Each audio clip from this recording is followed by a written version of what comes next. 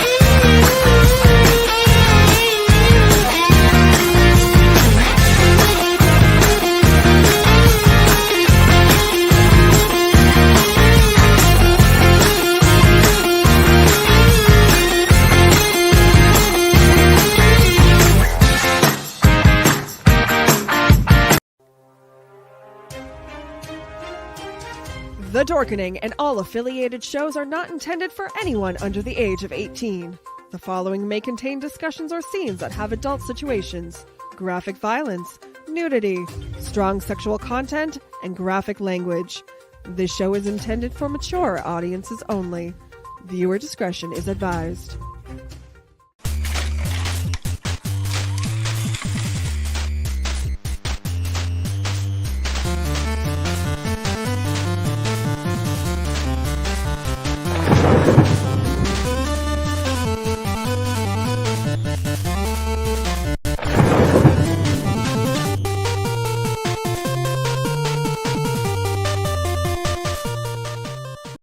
Everyone thinks because you're a zombie, you don't know good coffee.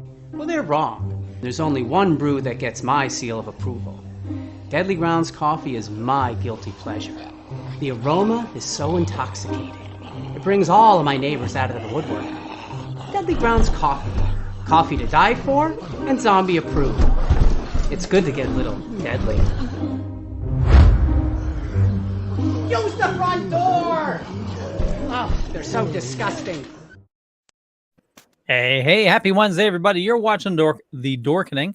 My name is Leo. Hopefully I can get that right. You know what? We're going to have a lot of fun tonight. And without further ado, Yo, how's it going? I'm all right. How's everybody doing tonight? Doing great. Alpha Brandon. Hey, kids. I'm doing well. I hope that's the case for you guys and everybody else out there who's watching this fantastic program tonight. You're listening to the Light FM. Sorry, I didn't mean to go all light and easy. Midnight. You reminded me I need to push this live on the radio station. So see, look, everything happens for a reason. I'm glad I was here doing. I thought he was going to remind me. I need to call Delilah tonight. Yeah, Delilah. Hello, I'm Derry Merbles. I'm filling in for Delilah tonight. Hey, Tom. And if you don't know, we have an independent radio station, Dead Dork Radio. So push us live there. So if you're driving home, just tune into Dead Dork Radio and Yeah, that's Jimbo. right. Be there or be somewhere else. We haven't quite figured out the catchphrase yet. So a lot of stuff going on. Some news. We didn't, we had such an awesome show yesterday on Splash Pages. We barely had any time to talk about the news. So we got some cool stuff to talk about, including. Well, Leo, just why don't you start? Oh, sure, I can do that. Spreading the news. Nope, sorry. So too Sinatra. My bad. Dial it back. Rumor has it that Batman's going to be in Blue Beetle. That's disgusting. Never going to get a good rating to saying. They had to fit Bat Dong in there somewhere. So it's PG-13 my ass. I think that's exactly what he plans on doing to his ass. Nope. This is the wrong Blue Beetle movie, guys. So Blue Beetle, I can't pronounce his name right, but he's Solo Mariduena. Is that it? He's Hawk on the new Cobra Kai? Nope, but he is Miguel on the new Cobra Kai. What the hell? The article it linked to it showed Hawk. The white kid with a mohawk? Yeah. Wow, that article. So hold on, wait. Hold on. Why would he be Blue Beetle? Never mind. Hit the fucking brakes. Wait a minute. Un momento, por favor. Okay. So you mean to tell me? Stop. Hold on. No, you hold on. You. All right. So Blue Beetle. Now I assume. No, I know. DC okay, kid, here's you the are thing. somewhat familiar with the new Blue Beetle, right? You know that his name is Jaime Reyes, correct? Stop. Hold on a second. When I read the article and I clicked through and it said Miguel and it, popped to him and you're the whitest person I've ever met. I swear to God. Miguel. So it showed a Hawk and I'm like, well, I mean that's cool and all, but they should have got the other kid from Cobra Kai. I love you, Leo. Jesus, Mary, and Joseph. Jesus and his 12 roommates. All right. So, no. Right? Absolutely not. I mean, just from context alone, Leo, the fact that you made that statement should have told you that the paper white boy with the brightly colored mohawk named Hawk in Cobra Kai was not going to be playing Jaime Reyes in Blue Beetle. I realize that now. Yeah, no, you get that now. Yeah. I'm really driving the point. The problem is now that you get it. I'm being as subtle as a fucking jackhammer at the moment. Okay, it'd be more difficult for you to not get it at this point. But yes, the young man who plays Miguel or Miggy on Cobra Kai, Miggy is the name that his mother calls him. Cobra Kai, a totally fantastic show, by the way. I mean, up until this most recent season, I enjoyed this recent season. Well, we are different, aren't we? I mean, listen, Dara and I sat down to watch Cobra Kai this season, and we went through it, and I honestly have to say, particularly with every single scene involving Terry Silver, it was a fucking chore. Because that shit felt like it was being written for an episode of All My Children. Like full on melodrama and soap opera. Like it was just not great.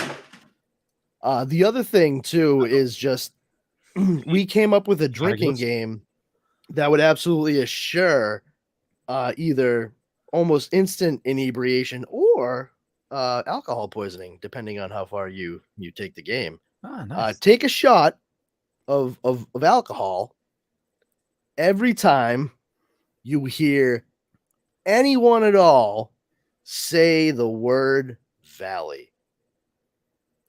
Because I swear to God, there was at one point so many different variations of saying the word valley in regards to the All Valley Championship and who's going to rule martial arts in the valley, that by the end of that one scene, you would have needed to call an ambulance, but you would have been unable because you would have been so smushed. But Like, then they had to make sure they took over every karate studio in the valley. Dude, how is no kid in that entire fucking area into basketball Yeah. or soccer or football instead? I just yeah, don't it was everyone's into karate. Like, so this is where the Teenage Mutant Ninja Turtles are still played every day at 3:30 p.m. Like, I just don't. Well, and where are the frigging cops? It's like They're scared of all those kids who know karate, bro. Yeah. Like, the yeah, valley is dangerous. yeah. Take a drink. So anyway, Miguel is Very good, Leo. is the new Blue Beetle, and Zolo Maridueña is going to play Jaime Reyes. Yes. yes, and quite possibly we may get Batman in it as well. Why? As a cameo. Yeah, I mean, exactly what Yo-Yo said. Why? Well, isn't he a Batman fan? What? No. No. I mean, what does it fucking matter? Batman has nothing to do with his story whatsoever. Well, I mean, he could be a bat. I mean, what's his face? I thought Freddy was a Batman fan in Shazam. I didn't see Batman showing up there. You know, like, no, this putting Batman. I hope Batman doesn't show up in it. How about that? I hope that's an unfounded rumor. It sounds to me like somebody's wishful thinking, to be perfectly honest. Or they watched Brave and the Bold.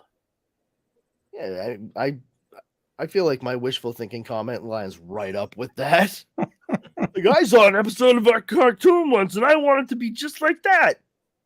Yeah, that's the definition of wishful thinking. Like, you are wishfully thinking that this will happen.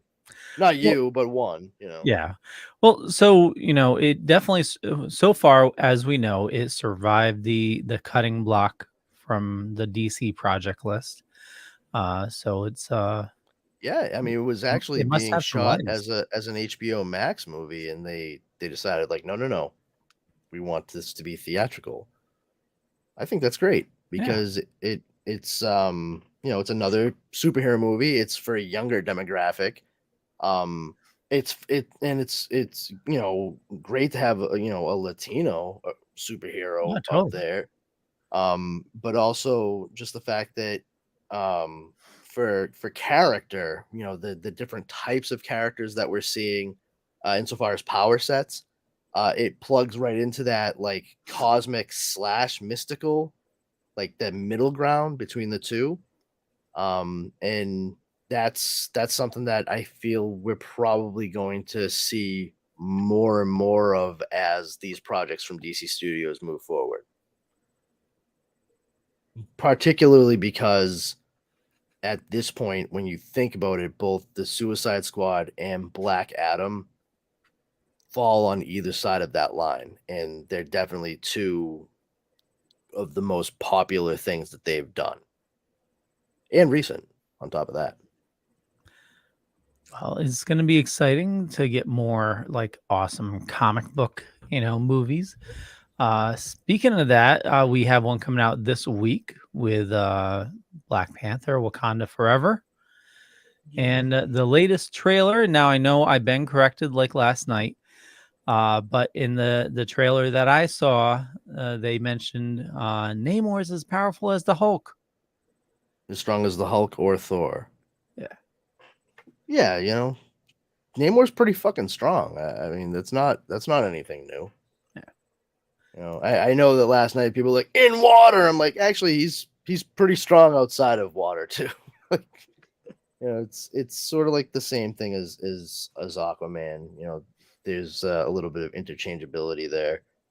But yeah, I mean, Namor's a strong fucking dude. There's there's no need for anybody to get up in arms if they're reading like, oh, he's just as strong as the Hulk or Thor. Like, I mean, yeah, he's the king of it. Well, I don't know how it's gonna play out in Wakanda Forever. But he's the king of Atlantis for the Marvel comics, and he's a mutant. Are they He's gonna half. play the little snippet from the X-Men? There's some kind of mutation in your blood. Oh, that's clever. It makes me think of a cartoon I liked as a child. So, Brandon, I know you're seeing it this week. Yo-Yo, are you going to check out Black Panther this week, or are you going to wait? I'm going to try to. I make no promises, but I'm going to try to. Okay. Yeah. I do have Friday off, so Ooh, might be able to do it Friday.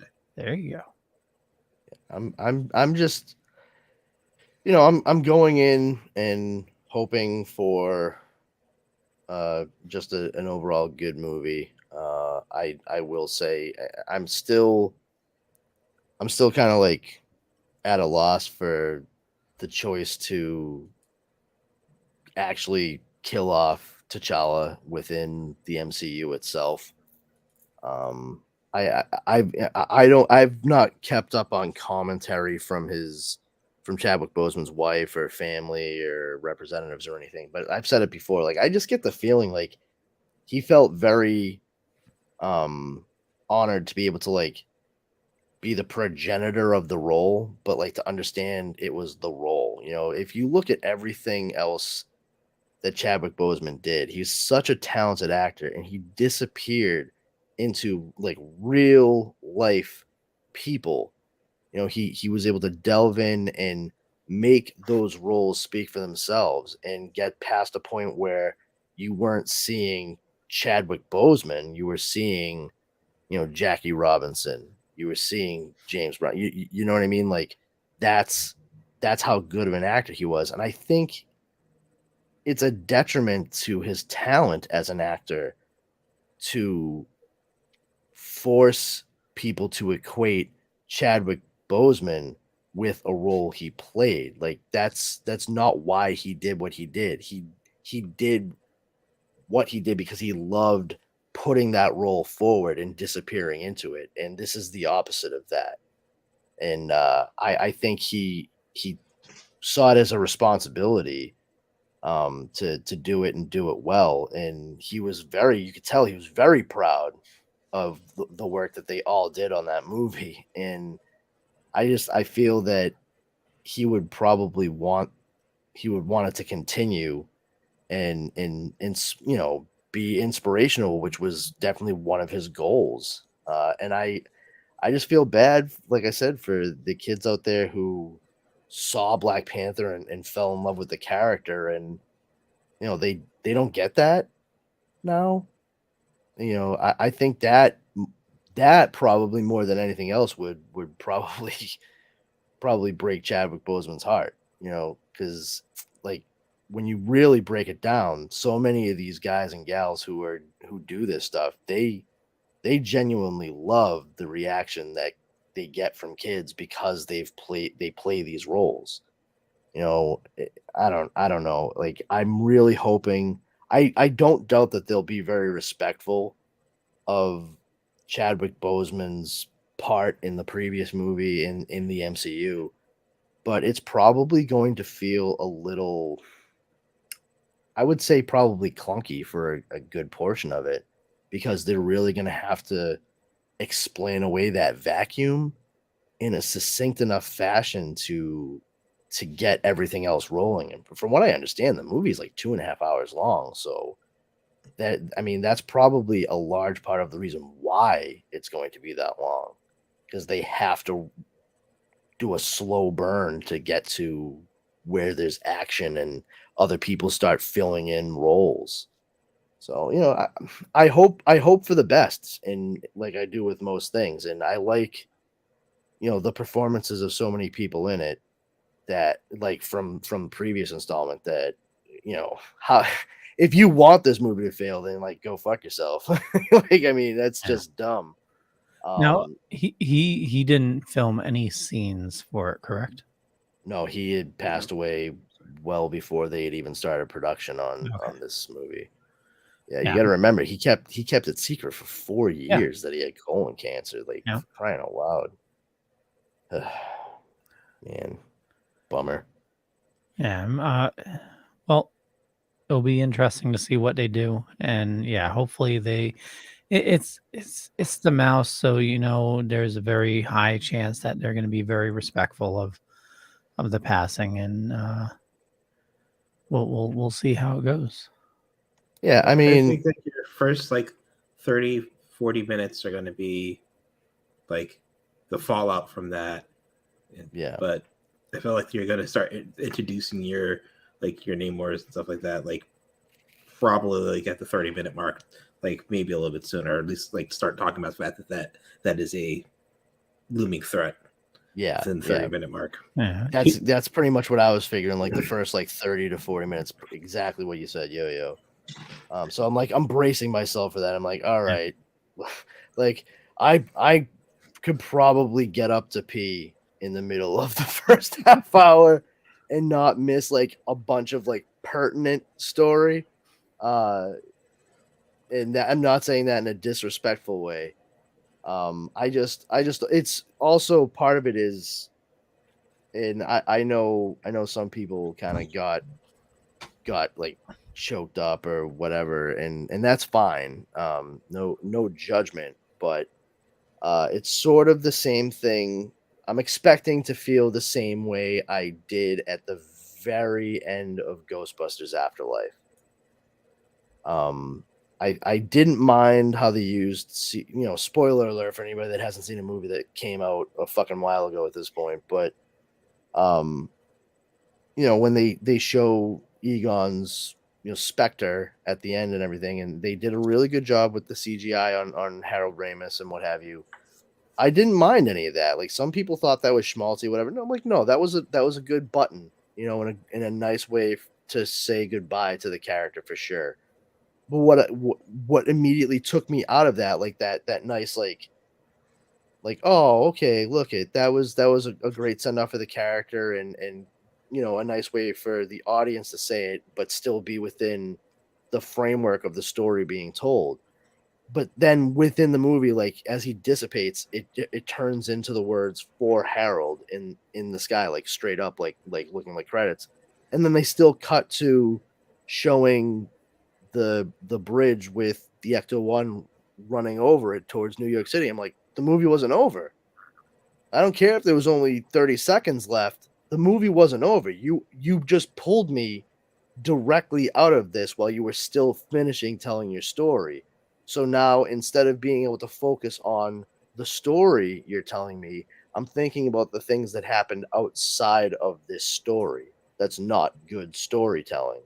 And I'm just nervous that it's going to really like underscore the fact that Chadwick Boseman died, not T'Challa. If you catch my drift, like I just don't pull us out. Let us dwell within the confines of the story. Tell that, we'll see. We'll see how it goes.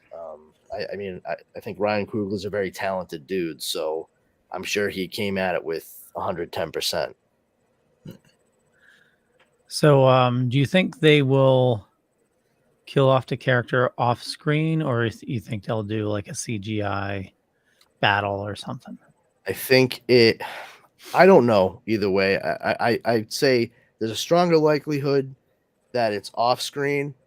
However, there's a workaround / loophole on that.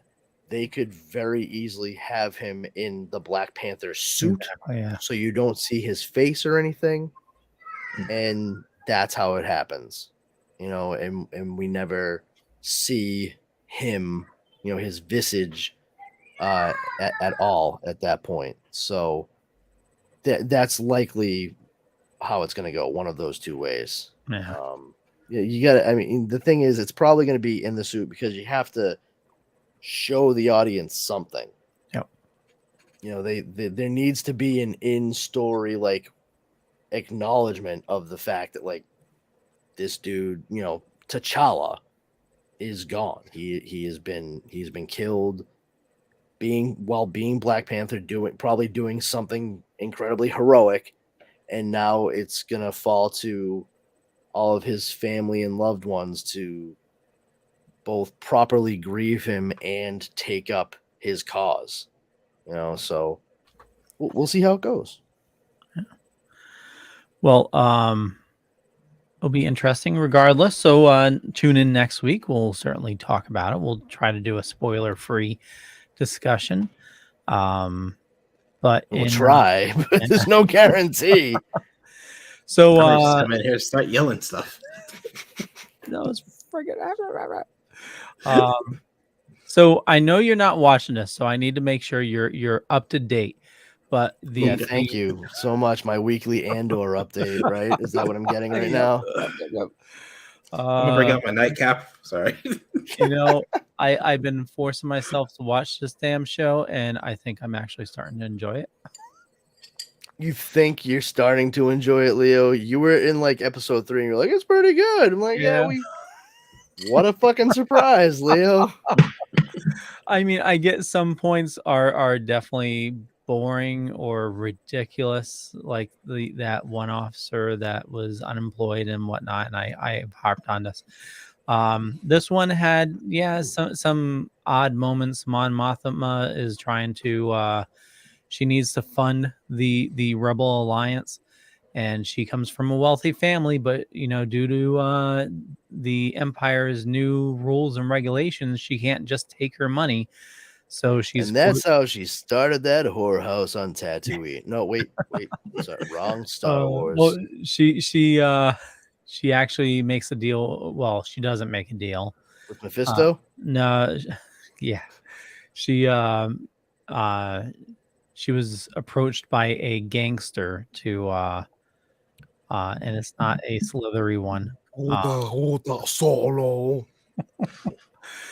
Slithery dude on a floating platform. Yeah, it's actually a Irish dude, Conan O'Brien? No, what Jabba was originally. Oh, the first big, before the CGI Don Louise looking dude with the fur fucking coat. Yeah, for those of you watching that don't know, the original Jabba the Hutt was just an Irish dude, in a fur jacket. Yeah, in the middle of the fucking desert, like. Yeah. Wonderful. Good job, Jabba. She's trying to make her money liquid, and the gangster doesn't want payment, but he just wants to marry off his son with her daughter.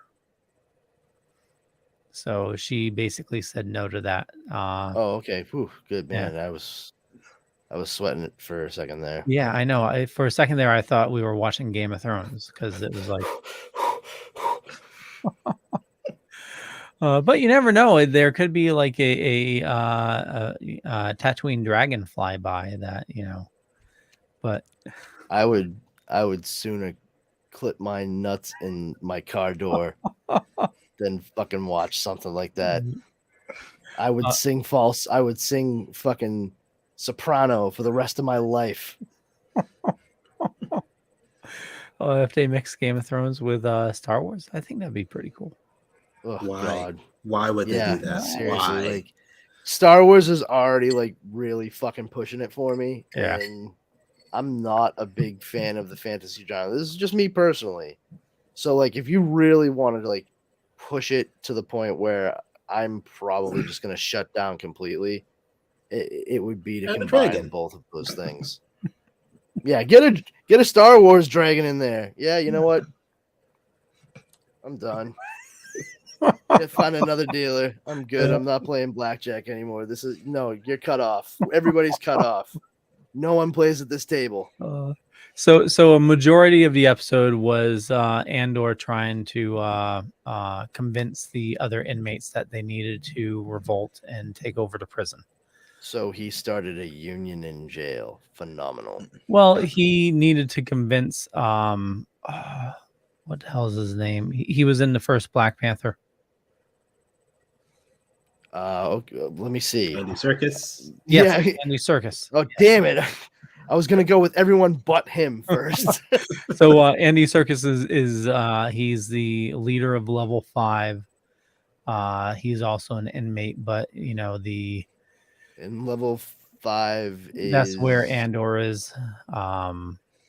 the worst level in the prison? No, Yeah. apparently the worst level is level 2 because So the lower the number, the worse. no, just randomly because they a prisoner on level 4, Point is amazing. Just say.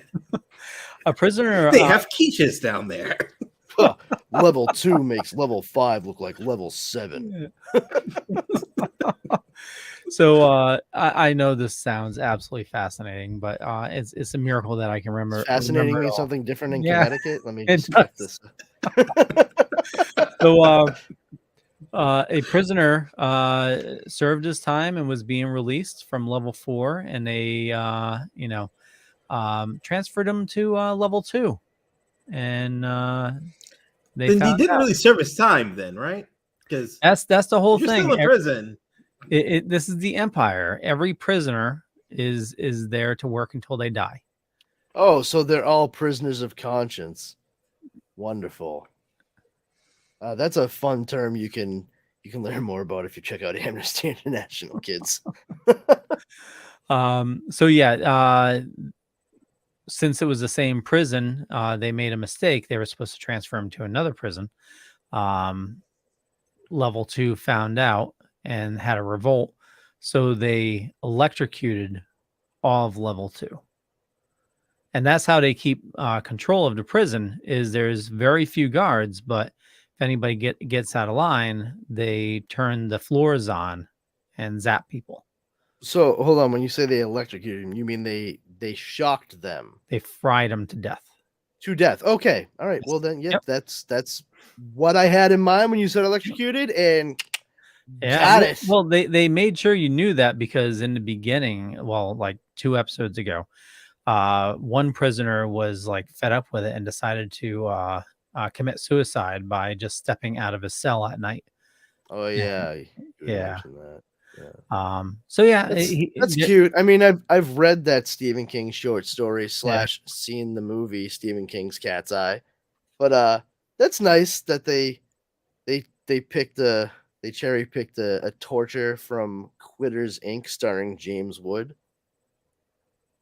That's literally like he's a guy that signs a contract with a self-help to quit smoking cigarettes, and he doesn't realize that what he has signed is he is being watched constantly, and any slip up results in dire consequences. really. And yeah, at one point they grab his wife and his young daughter, who's played by Drew Barrymore, who has a developmental disability, and because he grabbed like a snipe out of his ashtray in the middle of like a traffic jam on a bridge. They saw him, and they nabbed his wife and kid and threw them in a room where he was on the other side of the glass and had to watch them as they turned on the electrified floor. Oh wow. Yeah, and it's a good one. Like it's part of an anthology movie called Cat's Eye. Hey, Jibo.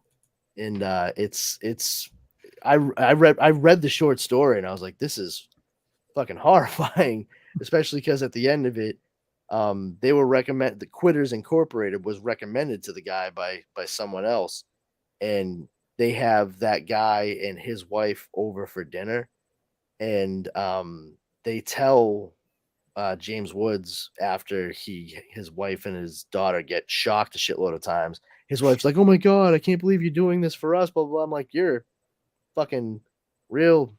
You're a real trooper there, lady." Like she's like, "Yeah, keep at it then, and just make sure they don't hurt us anymore, and we'll be fine." And the guy's like, "Yeah, because the next time we start chopping off your wife's fingers." And at the end of the movie, like the next scene, he's like, "Oh, seeing the guy again." He's like, "Yo, you gain a little bit of weight. I want you to take these diet pills. Take a walk at every evening. Yada yada yada." And then it shows them at dinner, and they're with that other couple, and they go to have a glass of wine, and the other woman goes to pick up her glass, and she's missing like 3 fingers on her right hand. Oh geez. And she's like, the slip ups happen, but they're worth it. And I'm like, no, they are not. Yeah, and that was pretty much how the short story ended too. It's only like like 15 pages or something. But Wow. I read that when I was 10, and it stuck with me. Even after I started smoking cigarettes like a fucking moron when I was 21. Well, so with Andor, just to finish things up, so Andy Serkis is this like mean, shift commander. He's very stern. He only has so many shifts left before he gets free, and Or so he thinks. But does he get free? Because I thought you said they don't get free. Well, he has to get free. here's the Otherwise, thing. how's he gonna die in Rogue One? Oh yeah. So the whole, this happened for like 3 or 4 episodes. So the whole thing is 3 or 4? What the Be free one day. yeah, I think it was 3 episodes. It went on for probably like months. 2 episodes too long? Yeah. So anyway, he's this, he's stern. He only has so many shifts left. He's gonna get out of here. He wants everybody to just, maintain control and just stay in line. He's just like that old commander, like just, do things, and one day you'll get out of here too. But, Andor is trying to convince him, hey, we need to revolt. And finally, this, a trope you've seen a million times. There's this Andor, my boy, I already find you quite revolting. There's this old guy that's working with them in the shift, and everybody's helping him do his work, so that he can just continue on. And the old guy dies, and the doctor comes to put him out of his misery, and then the doctor tells him, hey, everybody on level 2 fried. And that's when he musters up the courage. We got to get out of here. And then, they go to escape, and it's in the middle of the ocean. And he says, I can't swim. And that's the last you see of him. What a cliffhanger. Yeah. I'm on the edge of... We'll find out what happens next week. So I know I can't wait. I mean, he can't swim, so I'm assuming he drowns. Yeah, but Yes. the other 4,000. He's reincarnated just in time to be in Rogue One and then die again. Oh no! Andy Serkis can't swim. Oh, Andy Serkis can't swim. Yeah, well, fuck that guy. Fuck him. Yeah, I bet he can float though. Kill his ass. Use him as a raft. Andor could swim because it showed him on the beach running away at the end. So I can't swim, man. That sucks to be you, but I got shit I gotta do. So adios, muchacho. Meep. So that's your Andor update. Now you don't need to watch it. So I am grateful for that part. Yeah, I would have watched it, but I was busy and/or not interested. So Rhode Island ComiCon sounds like you had a lot of fun. Yeah, it was all right, man. I had a great time. Dara and I, we spent the whole weekend there. We get a hotel room at the Omni, which is connected to the convention center, and we usually try to make plans for panels and photo ops, stuff like that. But last year and this year, especially last year, we had actually like approached a celebrity's table for the first time, and that was Alan Richson, who we went to last year, and he was such a nice guy, so quiet. He's such a large man. He's just like, "Hi guys, how's it going?" And he was very sweet. And I did ask him. I was like, "All right, please just settle this for me. Like, I need to know for a fact. Were you really raised in a town called Niceville?" He goes, "Yeah, and my parents still live there. They still own their house and everything." Fantastic. Like, of course. But yeah, this past weekend we met Vincent D'Onofrio. Awesome. Yeah, another large and very soft-spoken man. He was very, very nice. We walked up and he was like, "Hey, how's it going, guys? You having a good weekend so far?" "Oh, that's great. Yeah, no, I'm having a great time." Like, it was just he was just very pleasant, very sweet. And then We also met Rachel McFarlane, the voice of Haley on American Dad, as well as numerous other roles in other projects. She is the sister of Seth MacFarlane from Family Guy and Ted and American Dad and all that. She was absolutely lovely. She actually she took a photo with us. We got photos with everybody that we met. But she signed a, a, a photograph for us, and a print for us. And just as she's about to hand it over, she was just like, "No, nah, this looks terrible. I can't even believe I used this marker. I'm just gonna do a whole new one for you." And like took the time and still talked to us as she was signing it out. Like we were over there with her for about 7 minutes or so. It was really great. We went and got a photo and autograph from Tara Strong, which we had met her before. But Dara is a big fan of the original Powerpuff Girls, especially because when we were all college aged, Dara was still she was still dyeing her hair blonde as she had throughout like all of high school. So she was just like this itty bitty blonde, and they used to call her Bubbles because she was just like like tiny pipsqueak, just like the character from Powerpuff Girls. And so Dara had Bubbles, who's voiced by Tara Strong, the original, the very first Funko Pop.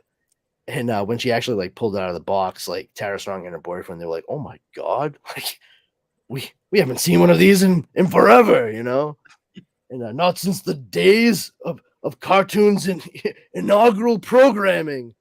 And so she signed that, and we got a photo. But then some of the really great conversations and meetings that we had were Connor Leslie from The Man in the High Castle and Titans. She played Donna Troy on Titans.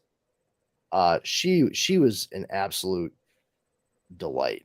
She really was. I ended up talking with her about Man in the High Castle because the series on Amazon was based on a book by Philip K. Dick. And I actually didn't realize when I started watching Titans for like a full season that she was the same actress that plays the sister of one of the main characters in Man in the High Castle. And it just speaks to how talented an actress she is, as well as like how they had to really change her look from how she appears in real life considerably in Man in the High Castle, because she's supposed to be a bit more drawn out and sort of run ragged. Did you say Connor Leslie? Connor Leslie.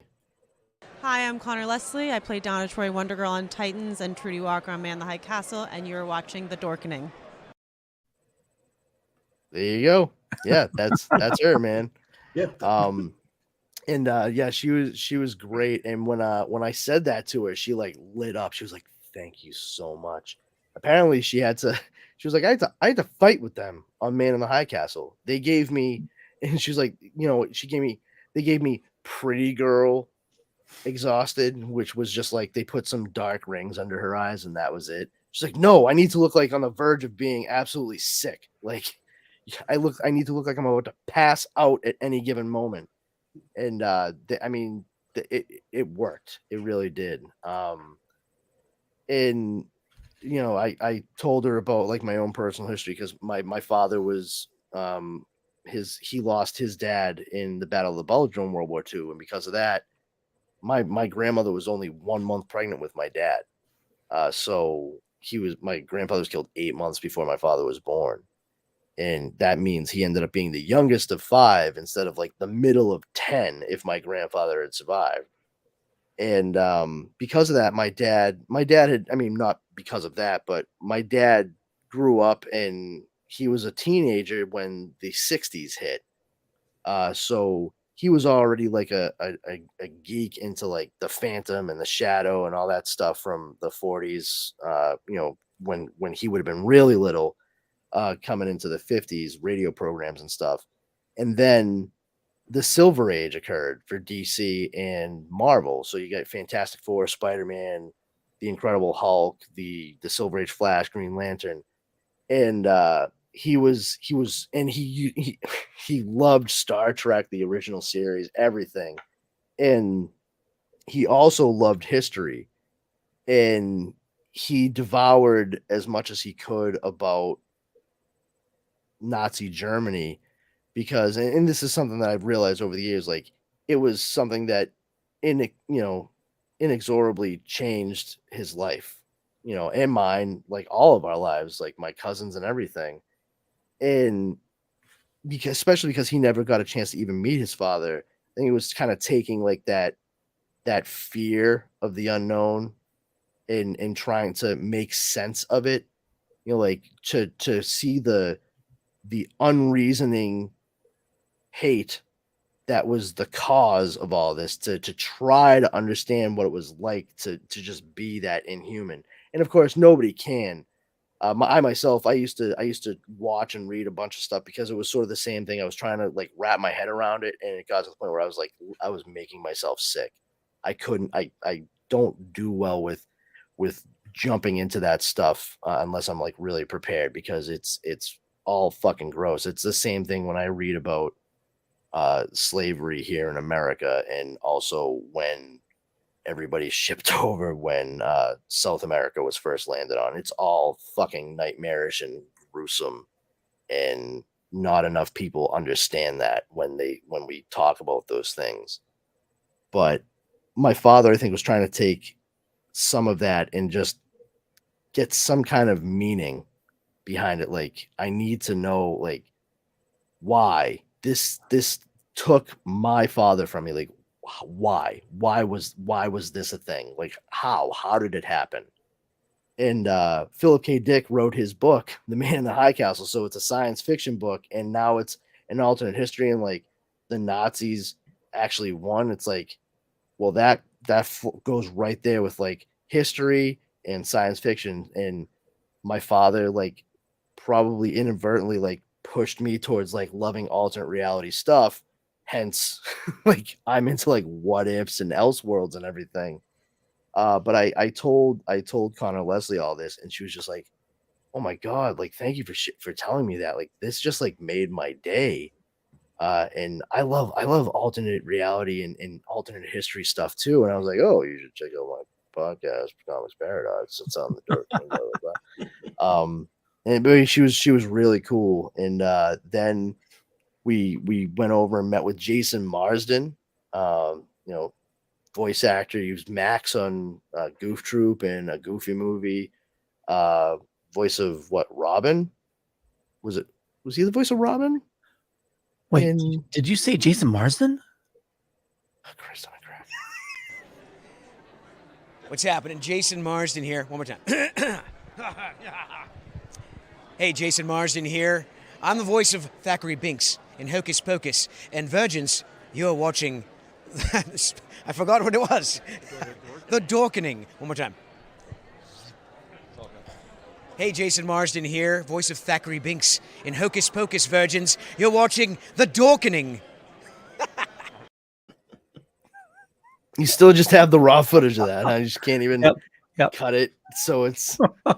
I mean, he'll eventually cut it, but I think I enjoyed him playing the raw footage because that was good. Yeah, I actually saw him that same night at the after party briefly. Oh, nice. Same outfit and everything. He's a really cool dude. But yeah, that's the thing. Yeah. I went over to him, and we got photos with him. He actually took the phone and took the selfies. Oh, nice. Himself. Yeah. And we have like 5 photos with him. He actually took my phone, right? He was like, "This one's for me," and just took a selfie of himself. He's like, "All right, now we'll do the ones for you." And yeah, it was great. And I'm talking with him, and I was just like, he's like, "So you get an autograph too? What print do you want here?" And I was like, "I want that one." He was just like, "Eddie Munster, yeah." And I was like, "Yeah, no, that one." He was like, "Well, really?" I'm like, "Yeah, really, man. I want you to sign the Eddie Munster one." And he was just like, "Oh, sure. Okay. Wow. Okay." And then he started telling me about the jacket that he wore as Eddie Munster in the New Munsters back in the 80s. He's like, this jacket was $4,000. And I still have it. Yeah. But we were talking for a good 10, about 10, maybe a little bit more than 10 minutes, and then nobody was there when Dara and I walked up, and the next thing we knew, I swear to God, it was that people like saw us interacting with him and getting the photo and what have you, that they were like, oh, we should get in line now too, because he and I were just like engrossed in conversation. And then he actually looked past me. He's like, oh, hey, I'm sorry, man. I gotta cut this short. There's like a lot of people there. And I was like, oh, yeah, there is. Thanks, man. And he shook hands. He was like, oh, thank you so much. And that was that, made my way away with Dara. And then we also met John Glover from Smallville, Lionel Luthor. He's also in Gremlins 2, The New Batch, as well as like Scrooged with Bill Murray back in the day. And that dude is just a ball of energy and a full-on goof. We had a lot of fun talking with him. I actually remarked because I didn't realize until he started signing print for us. I was like, oh, he's left-handed. And not only that, like my mother was left-handed, and she's the one that taught me how to write. And I was like, wow, you wrote that in a remarkably straight line for somebody who's left-handed. And he goes, oh yeah, not only that. And we started talking about it. He goes, you'd be surprised how many of us are making a comeback. And, Wait, did you say John Glover? Hi, I'm John. I'm still John. I was John a little before, and I'm going to be a little John after, but I'm at the Dorkenage. The Dorkenage. I love it. Yeah, he was just like he was like a friggin' sack full of snakes. He just like couldn't stop moving, dude. And the woman who was taking the photos for us, she took several photos too, because he wouldn't stop moving or talking. And she was actually standing there going, be still and smile. Stand still and smile, John. Stand still and smile. Stand still and smile. And I mean, we were still just shooting the shit with him. And he finally was just like, you two are my couple of the week. Oh, you know what? I'm gonna write that. I'm gonna write that on the photo. And he went right over. And he was like, my couple of the week. And like, so we have an autographed photo of John Glover from Smallville, where he calls us awesome. Couple of the week. And then last but certainly not least, we met Rob Paulson, voice from Teenage Mutant Ninja Turtles and Animaniacs. Wait, did you say Rob? No, yeah, of course. If you're gonna do that, you gotta be quicker too, man. Like, did you say this? And then 20 seconds later, like, oh, here's a clip that Leo wanted us to see. Great, that pregnant mom is worth it. No, I don't have a clip of him. But it was great because we went up to get a photo in an autograph, and I had a couple of things I was planning on asking. I'm like, nothing big, just like, hey, this, that, the other thing. Primarily about Animaniacs. And as we're getting ready to approach him, Dara is just like, oh my God, is he wearing a Detroit Red Wings hat and lanyard? And I was like, yeah, that's that appears to be the case. My wife is a fan of the Detroit Red Wings. Like she likes that hockey team. She used to watch hockey all of the time. And we got up there. I picked a print for him to sign, which is Yakko from Animaniacs. And then, I talked with him for a split second, like, oh, hey, yeah, this, that, and the other thing. And Dara was just like, are you from Michigan? And he's like, yeah, why? And she's like, because you're wearing all the Red Wings stuff. He goes, oh, yeah, are you a Red Wings fan too? And they just started talking about the Detroit Red Wings. And he's like, oh, wow. I always wanted to be a hockey player, but I didn't have the size or the speed or the dental insurance. And I ended up becoming a voice actor, and it turns out eventually that I was able to do a little bit of a charity thing, and I met Gordie Howe, and his kids loved Ninja Turtles, and he invited me to come out, and I found myself on a frozen pond with Gordie Howe playing hockey. And I'm like, thank you for the photo and the autograph, Mr. Paulson. Have a lovely weekend. This was great. I'm like, did you enjoy your hockey conversation with Rob Paulson? Shit, I needed to ask about here. No, it was very sweet because he lit up, and you could tell he was like kind of. It was probably a nice refresher for him to talk about something that was not about stuff that he's done, just like, oh yeah, I this is the thing I love that's not voiceover work, and leave it to the tiny purple-haired German to be the one to bring it out of Mr. Paulson. Although I will say, as we walked by, he was like, I like that shirt, by the way. It's I have the same one, Roosevelt's, right? And I was like, yeah, I know. And he goes, oh, okay. And I'm like, oh shit, that came out so creepy. I know. I know. This is it. I didn't mean it like I know you have it. You know what I mean? I'm like, I know. It's like it's Roosevelt's. It's the best. And I know what room you're in. I was in there earlier. Yeah, like I know exactly where you're staying, Mr. Paulson. So big question. Where are yours too? When they were talking, did their like Michigan accents like pop out? Well, my wife is from Massachusetts, so no. Oh. Yeah, just she likes the Detroit Red Wings. Oh, gotcha. She was born and raised in Brockton, Massachusetts. Okay. If anybody was going to have accents slipping out, it would have been me or Mr. Paulson, and that would have been respective of Detroit and Boston. But actually, Dara does have some Boston-isms like slip out, like with dropping R's sometimes and dropping G's off of words, and it's like a fucking hot knife through butter for me every time I hear it. I don't know why. Like there's few things I worked very hard for a very long time to not sound like that because I was on stage and what have you a lot, and I did not want to sound like Sully from the corner. I didn't want to sound like Sully from the corner, just near where the Packy is. And Packy. Sometimes when there were girls I've dated in the past, and they had like the thick Boston accent, and that's fine. But I realized like I can't do that. Like I couldn't have that in a relationship because all of the women in my family are from the Boston area and they all sound like that.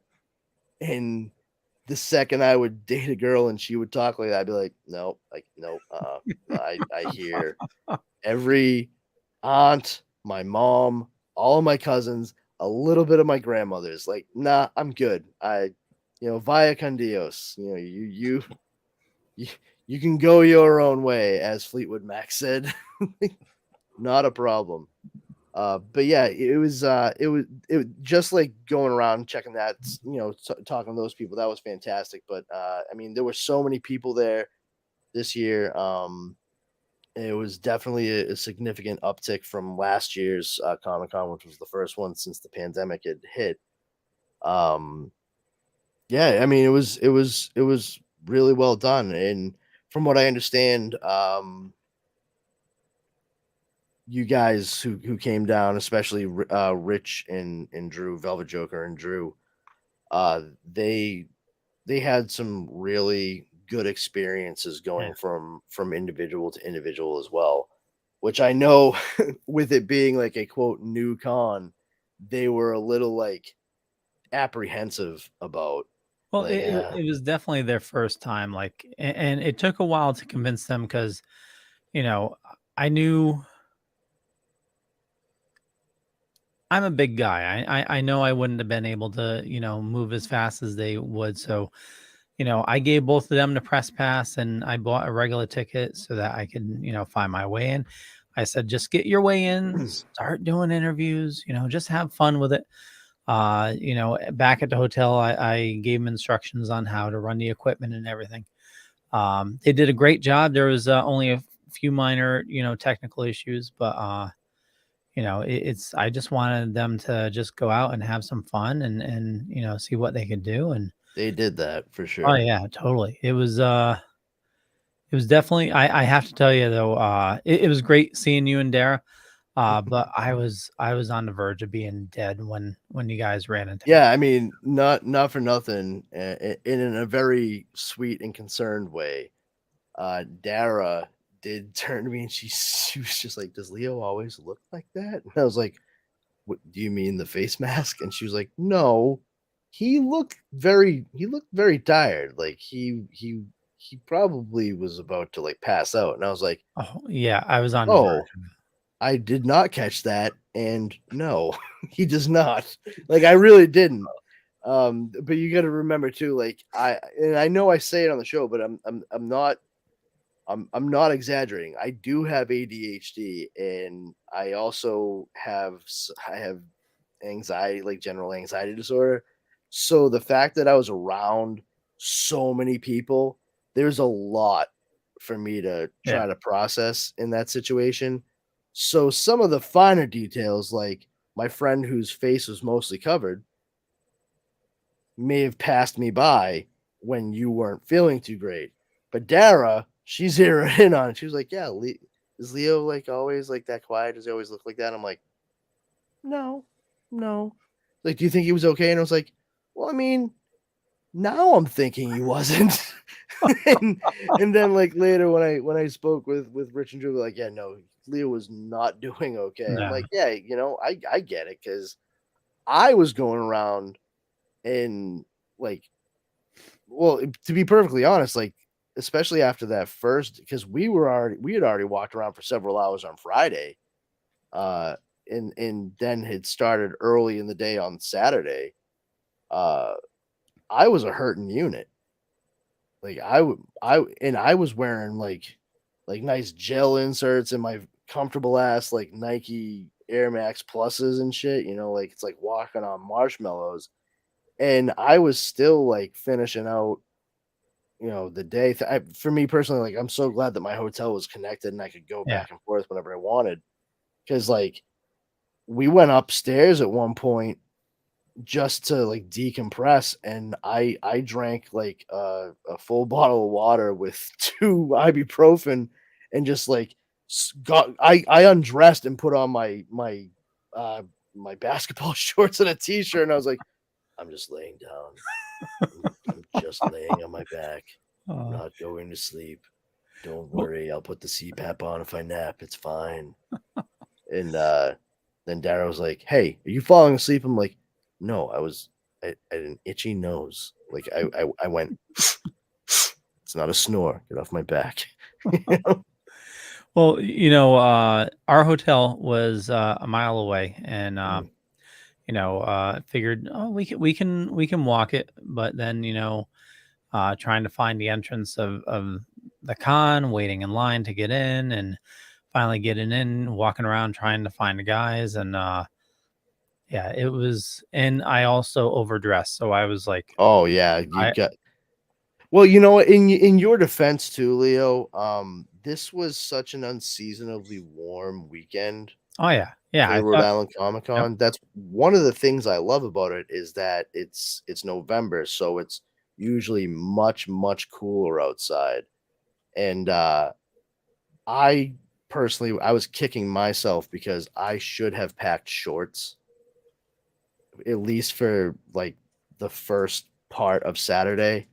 And my prepared for every situation ass, because I was fucking trained by a Green Beret while I was in Boy Scouts, did not once think, "Oh, let me pack these. I'll put this pair of shorts in here." I had my basketball shorts, like I said, but those were for kicking around the fucking hotel room. You know what I mean? Like, I'm not going up to meet Vincent D'Onofrio wearing my and one shit from Walmart. Get the fuck out of here. Granted, if it were 1998 and I was wearing and one stuff, I would have been pimping. But yeah, Yo-Yo knows what I'm saying. Like when I walked into Walmart a couple years ago, I was like, oh, and one's at Walmart now, huh? Yeesh. All right. Fair enough, I guess. So yeah, I was definitely overdressed. I was wicked hot, and I made the mistake of not drinking any water like that day, and that fucked me up. I Dude, was it's so easy to walk so much more than you think you have in that place, and the dehydration will hit you hard. I honestly, I brought water with me, and I did the same damn thing on Friday. I did not hydrate enough, and I was there for Jesus 6 or 7 hours. You know, it opened at 2 for me. I was VIP, so I was able to get in at 2. And I did not drink nearly enough water in the time we were there. And by the time we went to dinner that night, I was not in great shape. Like Dad's like, "What do you want to eat?" I'm like, "I don't know. I think I might just get a few appetizers. I don't know. I'm good." like, great. And I'm like, "Oh no. I'm sorry. I'll still have cheesecake. I will still have that fucking cheesecake. You better bring that shit here. But what do you want to eat? Like, just bring me some water and a Tex-Mex egg roll, I guess. I don't know. Yeah, and that cheesecake. And that I cannot stress the importance of that fucking Reese's peanut butter cup cheesecake you bring me. But yeah, it's real easy to do when you're there, man. And there's a lot honestly, going on. So like that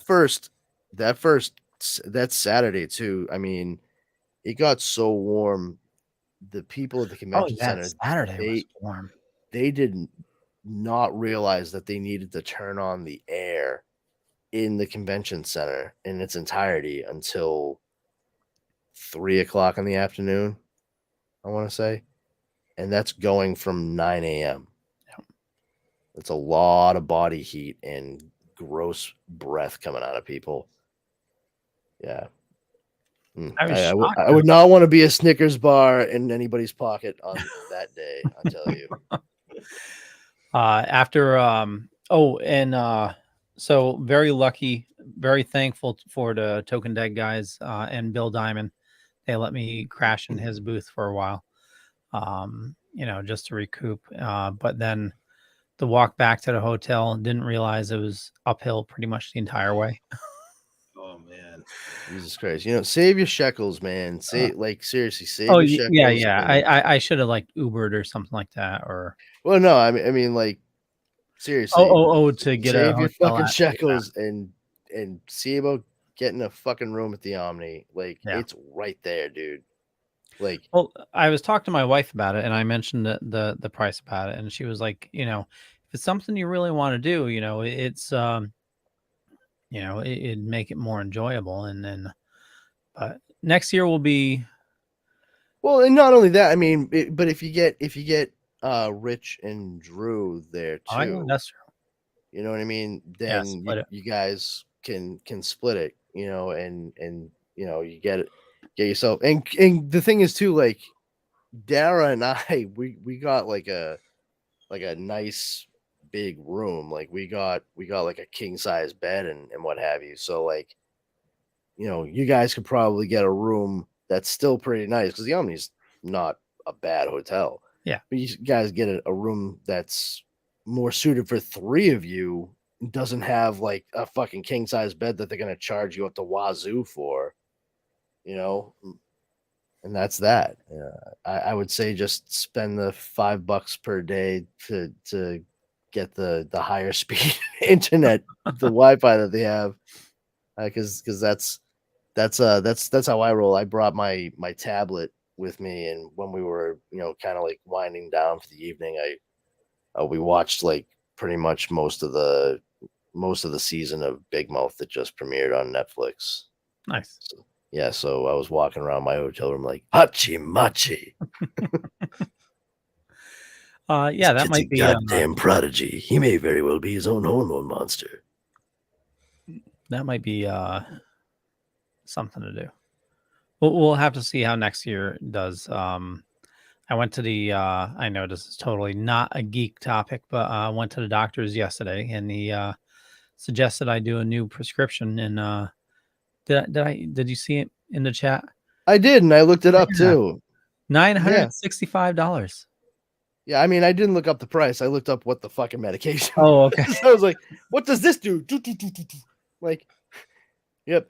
So everybody, my doctor prescribed me a new pill, and he said it's gonna help improve my quality of life altogether. But the prescription's like $960 a month. What is it that he prescribed you? I believe he called it. Let me see if I get this right. Methamphetamines? Is that? I think that's what he called it. Well, it's He said there is a generic version. You could get a little cheaper. And barring that, we may have an alternative. I believe he called it. It's a hyphenated one. Let me. Oh yes, crack cocaine. Crack cocaine. Yes. Strangely enough, a lot of inhalants involved in this.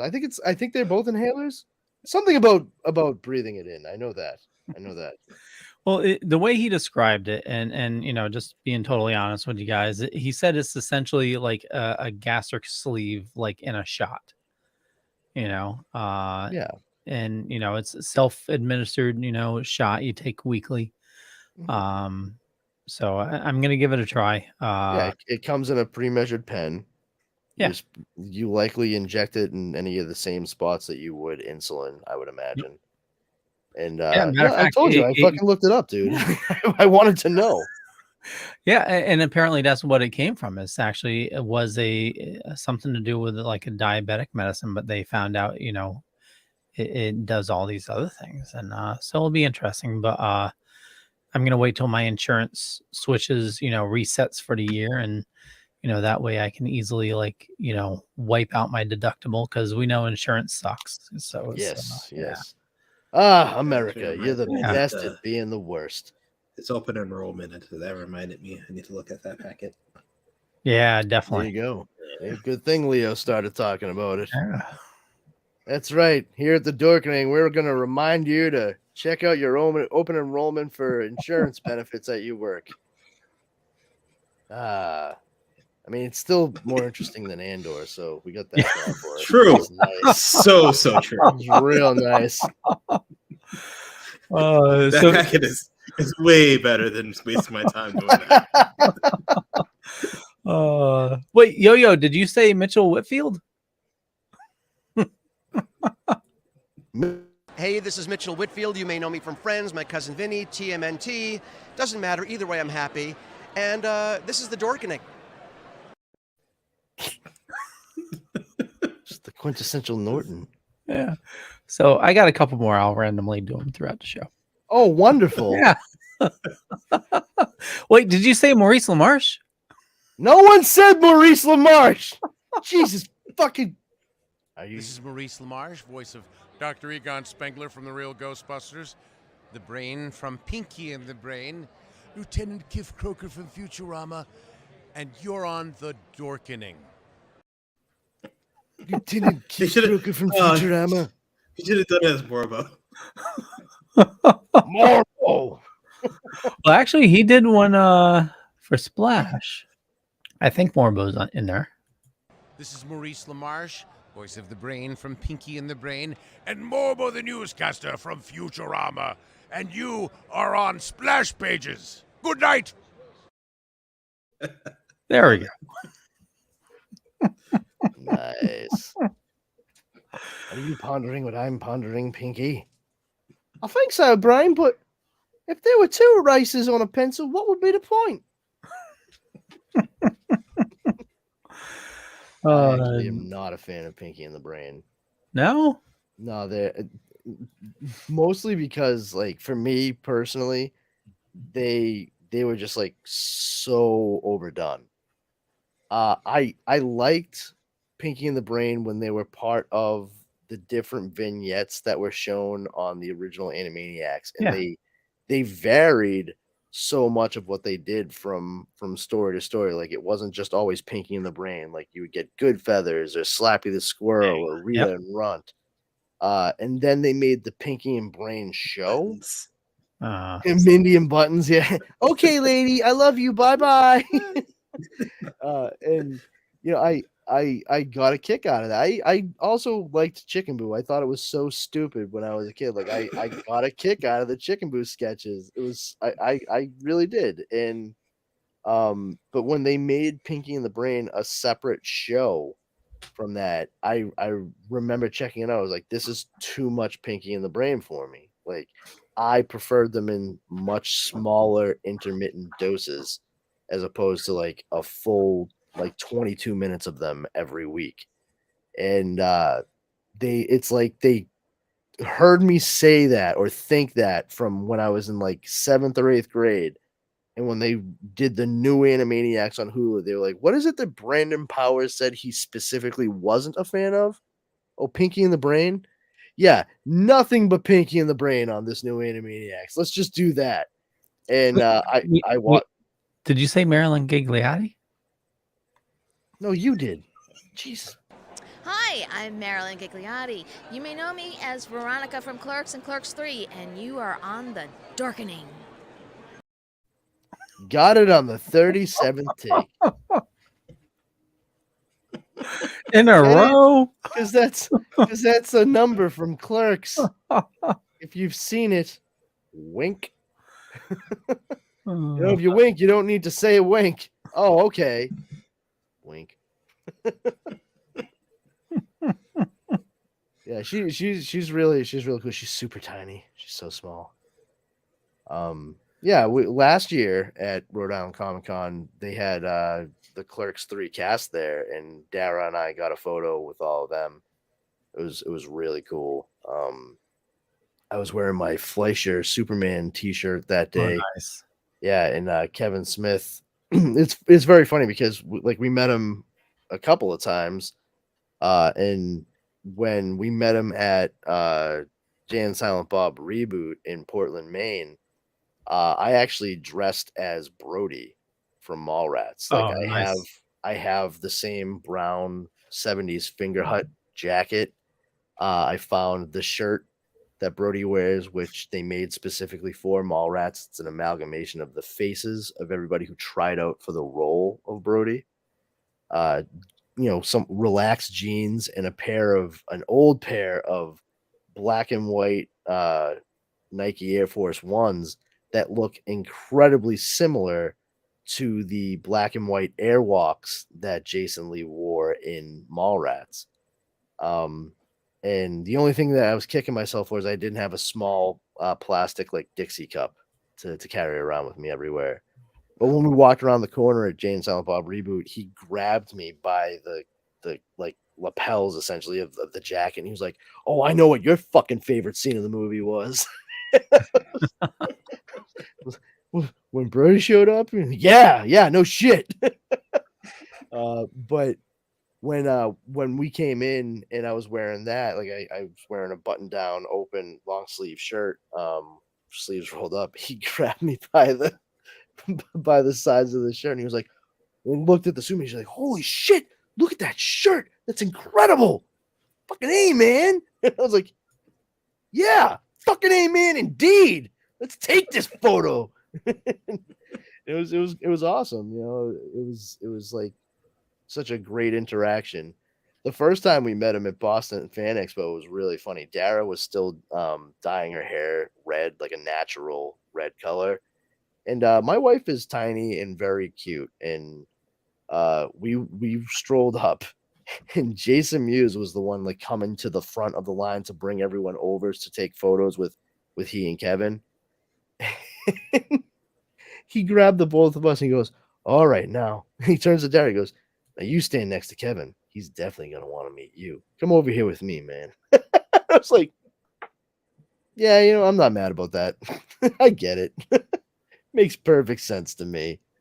But yeah, I mean, they're just they're really funny people, and I honestly have to say, like, after having seen Clerks 3 since that point, I wish I had a chance to chat a little bit more with Brian O'Halloran, because if you haven't seen Clerks 3, I do highly recommend it. It's got a lot more heart. It's more in line with like earlier Kevin Smith stuff. It actually has, something personal to say, and it is a chance for Brian O'Halloran to actually like shine as Dante. Like he acts his ass off in this movie, and for the first time since the first movie, I saw Dante as more of a person instead of a wine bag that I kind of wanted to punch in the throat. And that's really saying something, because Kevin Smith made that character a certain way, and by the time you get to the end of Clerks 3 especially, I feel if you cannot see Dante in a different light by the end of that movie, then you either miss the point or you have no heart. I still need to watch that movie. Yeah, you do, dude. I know. What a glowing review that fucking bald guy just gave the movie on the Wednesday night show on I know November 9th, 2022. You definitely sold me on it. I just need to find time to. Yeah, I mean, that's how you do it instead of talking about fucking electrified floors on level 2. I did throw on for a little bit, just for like. Sorry, my dog just got home and she's excited to see you. Yeah. I just put it on for like 20 minutes today. The weird. Oh, yeah. We watched Darren and I watched it the other night on was it Monday? Yeah, Monday. No. Sunday. We watched it Sunday. And it was we had a good time. Dara giggled a lot more during it than I anticipated. I mean, it may have something to do with the fact that she was fucking stoned, but I was like, "Hey, here, have a watermelon candy," and she was like, "Oh, is this strong?" And I was like, "No, I mean, maybe for mere mortals like you, but certainly not for me. So good luck with that." But yeah, she was right. She was right on it, man. And I have to say, it was very clever. I think that Walk Hard and Weird would make for a very interesting double feature. It was definitely well, I didn't finish watching it yet. Like I said, I've only watched a little bit of it, but it's definitely a lot goofier than I thought it was going to be. Like I thought it was actually going to be like a true like biopic. Oh, did you really? Oh, yeah, no, Yeah. I didn't think that at all. Not for a second. Yo, have you seen it yet? No, I haven't seen it yet. I saw the trailers. I don't see why anybody would think it was like going to be a true biopic given the trailer. Welcome to me, Yo. Have you met? You know how I have. You're hopeful. I mean, it's really good, and the funny thing about it too is like I'm sitting there next to Dara, and I'm a big Weird Al Yankovic fan. I have been since I was a kid. I had all of his albums. I knew all the stuff back to front. I've seen him in concert at this point 6 times, I want to say. And like I've always enjoyed his stuff, and because of that, over the years, like I was part of his fan club, the Close Personal Friends of Al. This was back when like they used to like mail out newsletters, like a very old fashioned way of saying you were in a fan club. And I would keep turning to Dad and be like, see, in real life, see what this comes from in real life is blah, blah, blah, blah, blah. And it was, I stopped after a little while because I was like, yeah, she's not going to retain any of this shit. It doesn't matter. It's fine if I know it. There's no need to like yuck anybody else's yum here. But yeah, it was very, very interesting to see some of the casting and what have you that they had in the movie. You've only seen the first 20 minutes of it, dude. You have to, I mean, yeah, I got to the point where he just sang that second song at the party. He met the guy with the top hat. So, Dr. Demento, yeah, Dr. Demento, yeah. and he went to the music executive, which is Weird Al with a Weird Al and Bill Hader wearing matching wigs. yeah, and it was hilarious how like he kept on trying to stop Bill Hader when Bill Hader was like going off on him. You suck. You're the worst fucking thing that's ever happened to music, and you're ugly. Like, listen, just go out there, perform in front of as many different people as you can, hone your skill, and work on your stuff, work on your presence, and just get out there, expose yourself, and get a feel for your audience, and then sit down and write some more things. And then Bill Head is like, but it doesn't matter because you suck. And Weird Al's just like, yeah, there is that. Yeah.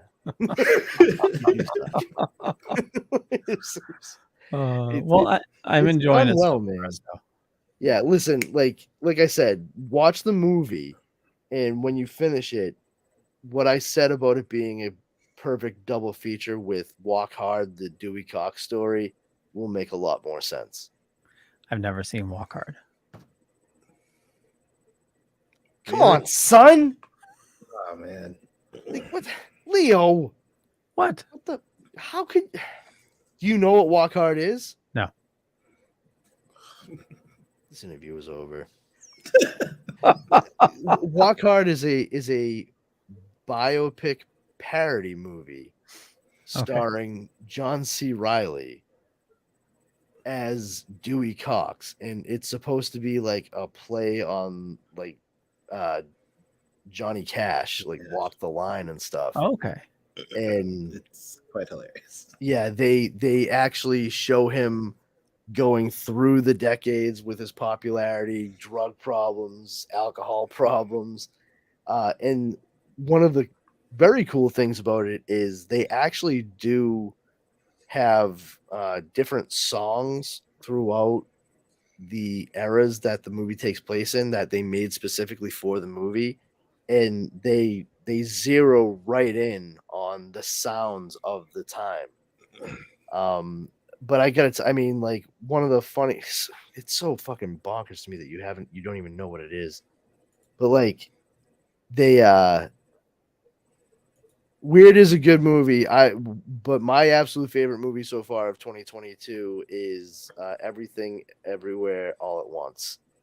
That movie blows really everything else out of the water for me so far this year. But yeah, like Tim Meadows in Walk Hard as one of his bandmates. I think Tim Meadows is a riot, and he is very, very unsung. Like the guy does. Wait, Tim Meadows? Did you mean Bill Farmer? Hi, I'm Bill Farmer. You might know me as the voice behind Goofy, Pluto, Horace Horsecollar, Sylvester the Cat, Yosemite Sam, and a lot of others. And you are on the Dorkening. Oh, yes, you are. I just love that. Look at the feet. Yeah. No, I didn't. I did not mean Bill Farmer. Gosh. Oh, look, I can do Goofy's voice too. You ain't special, Bill. Sorry to interrupt. Fuckatash. What's fun of me? Fun. Ooh, I can do Sylvester's voice too. I'm just kidding, Bill. It's not sustainable for me. But but Tim Meadows is one of his bandmates, like talking about different drugs throughout the decades. It's a fucking riot, bro.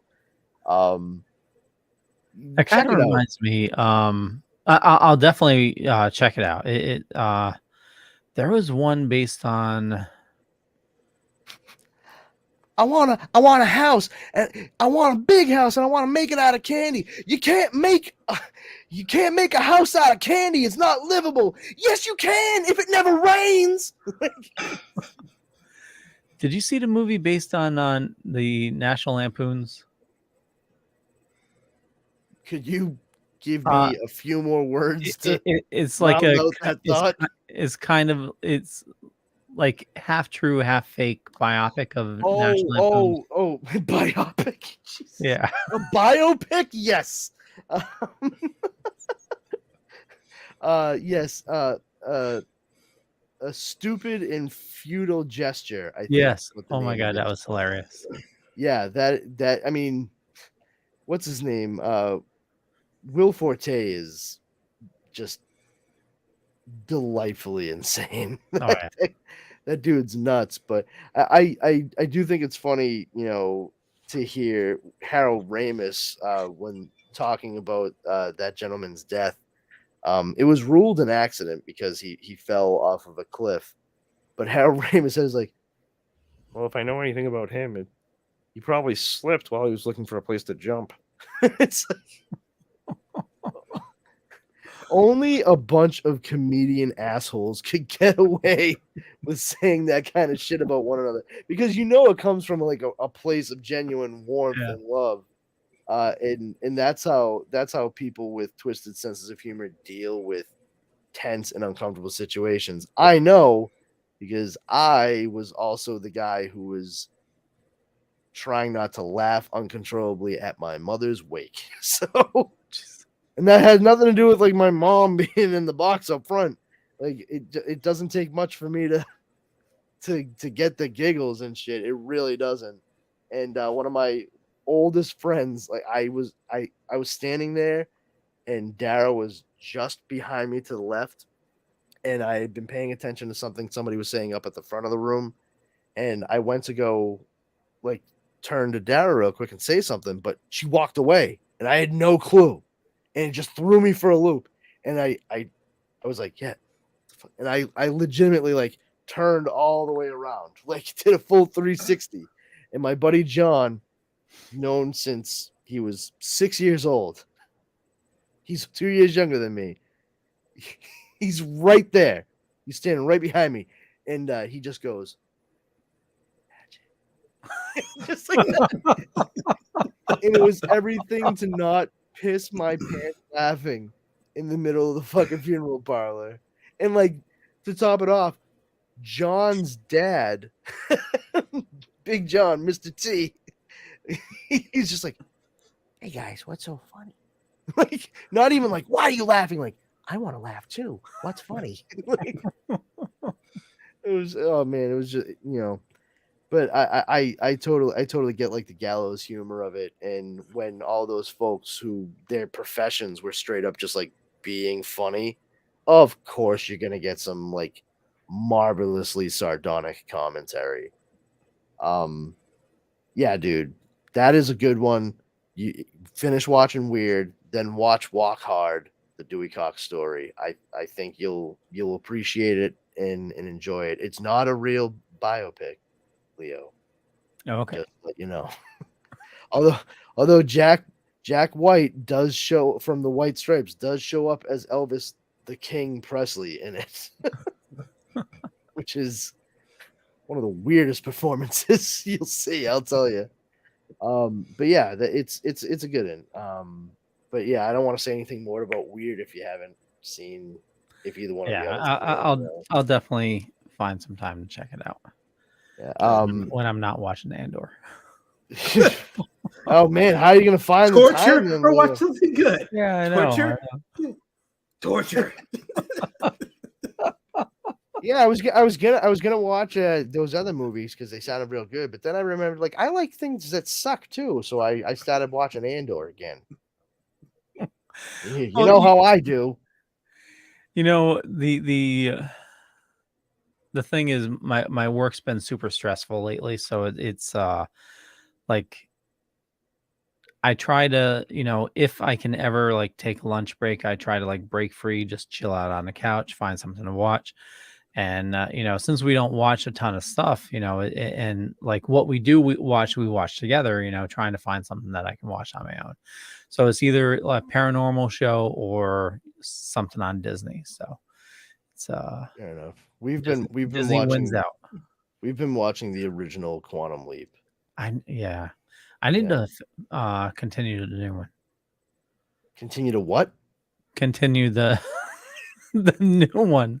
Oh, the new one. Okay, yeah. You kind of ran those together at the end there, buddy. I'm like, he needs to continue. Did I hear the word blender? I don't know. No, it was Maya Bruton. Maya Bruton. Hi, everyone. I'm Maya Bruton. I played Sarah Anderson in Adventures in Babysitting, and you're on the Dorkening. Did you use that to interject and you still didn't even say her fucking name right, Leo? Yeah. Christ. You know me.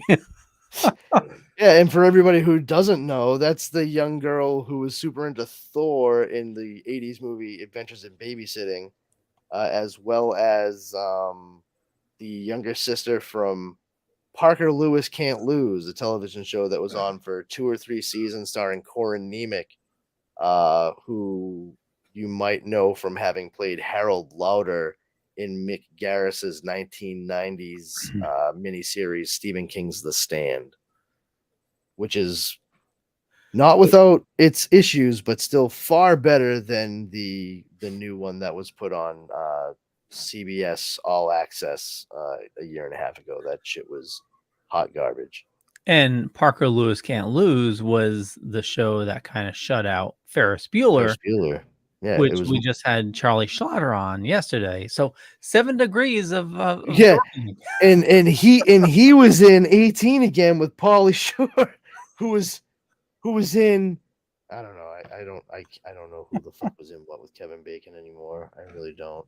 Wait, wait, hold on. I think I got it. So eventually it leads back to him. I feel like I almost got it actually. I feel like I almost have it. Damn it! I'm on the cusp of it.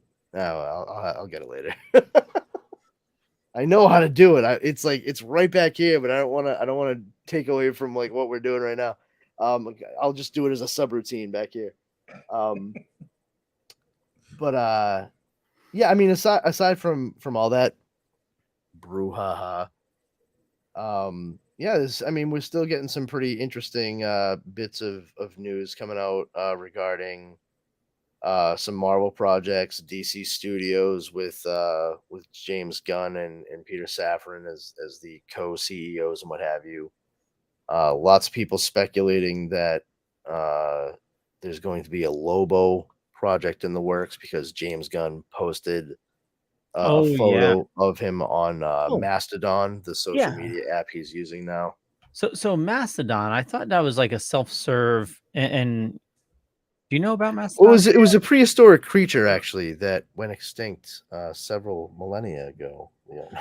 I know it's a self-hosted. Yeah, I didn't realize it was like a platform. Yeah, a platform on its own. Yeah, I set up a Mastodon account earlier today because I was like, yeah, if James Gunn's gonna be, so it's like Discord. Create an account on this server or on a different server. Yeah, pretty much. So I created one just to be able to like follow James Gunn and see who else might be popping up there at some point in the future. Okay. I am slowly, I think, phasing Twitter out. Not that I use it too often anyway, but there's just like that place is becoming an absolute fucking cesspool right now. But you know, congratulations to everyone out there who's paying $8 for a fucking check mark now. I hear somebody we know is doing that. Yeah, I hear a lot of things about people we know. It just makes me think of the movie, and I know this is a very niche reference, but Mr. Show with Bob and David that used to be on HBO with David Cross and Bob Odenkirk, who many people would know as Saul Goodman from Breaking Bad and Better Call Saul. They had a sketch show on HBO for several seasons. It was all alternative comedy, just like weird shit. That's, as Michael Ian Black from The State once said, he's like, oh, I was really into doing the alternative comedy thing. And that is to say, unfunny comedy. That's a great way, I think, to phrase it, especially in the 90s. But it's kind of incredible to look back on it and see the number of people that were actually on Mr. Show with Bob and David who ended up becoming like bigger names in comedy. Some of them include Sarah Silverman, Jack Black, and Kyle Gass as Tenacious D appeared on Mr. Show with Bob and David. Todd Kenny, the voice of SpongeBob SquarePants, was on Mr. Show with Bob and David. It's just like a decent amount of people. And they made a movie back in the early aughts called Run, Ronnie, Run, based on a sketch that they did on the show making fun of cops called Fuzz. And this one redneck dude, Ronnie Dobbs, was just like on every episode. And he actually became famous because he was constantly running from the cops. And they play up a whole like weird behind the scenes, like this guy's meteoric rise because he's just like a piece of shit redneck criminal. And it's just like it's one of those things where in the movie, which it's like they saved all of their funny for a movie. Has one of the best cameos I've ever seen, and that is by Jeff Goldblum playing himself in the movie. Bob Odenkirk is playing this British agent dude named Terry Twilstein, and he goes up to Ronnie Dobbs, and Ronnie's like, "Terry, I thought you was in New York." And he goes, "Oh yeah, what a lot of people think a lot of things about New York." I almost pissed my pants the first time I've heard it, and I was just like, you know what? That is going to be my catch-all for whenever anybody says "I thought" or "I think," through and through. If you have a chance, I do recommend checking that one out too. It's New Line Cinema, and Joe Dirt is the reason why that one didn't get released in theaters, which is unfortunate because it's funnier than Joe Dirt. Isn't a lot of stuff funnier than? Yeah, it doesn't take much. So, I mean, what's that? Saw some hilarious dirt that's funnier than that. Yeah, I mean, honestly, the best part of Joe Dirt is Christopher Walken. That's Joe Dirt. Her eyes was something crystal blue, azure even, and we had a really nice place in Brooklyn. Where? I mean, Cedar Falls. Nice. So you're not in witness relocation? Sure. But yeah, anyway, regardless of all that, what I was saying though is there's all kinds of speculation that Lobo is going to be a project now with DC Studios. And okay, if they do, I think there's many other things that they would likely focus on before doing a Lobo movie for DC Studios. I really truly believe that they're going to prioritize big guns, I think, for sure. And some of the I know that we talked about Jaime Reyes, Blue Beetle, but he actually is a big gun, especially if you look at the legacy of the character. I mean, the Blue Beetle has been around for a long time, with Jaime Reyes being the third iteration, of the character. There's a lot of backstory they can go into with that and expand the idea of superheroes and what have you within the confines of that world. Just because people weren't well known for going around and doing like, tight-fitting clothed vigilantism doesn't mean it wasn't occurring at any point in the past. And that's where you can maybe play into Dan Garrett being the original Blue Beetle, using the scarab that eventually fuses itself to Jaime Reyes. So there's a real chance to expand a lot of stuff there, and it makes perfect sense to have that character front and center because of the fact that it's a classic character. And it allows you to have a younger skewing audience. Not to say that they're going to make him like the Spider-Man of this group or whatever, but it's good to not have everyone be in their like mid-30s and shit. Yeah. But Green Lantern, Superman, Wonder Woman, Flash, Shazam, these all make sense. Aquaman, yeah. We're gonna see these things set up and everything else kind of form up around it. You're gonna have your hierarchies. And I think Lobo is probably like, I would say, third or fourth tier down. Don't worry about the fucking space biker until you've gotten Superman done correctly, I think. That's just me. Yeah, but you also got to figure Deadpool coming out soon, having a character of similar nudeness, I would say. What do you? I can see that. What do you? Huh? Having like another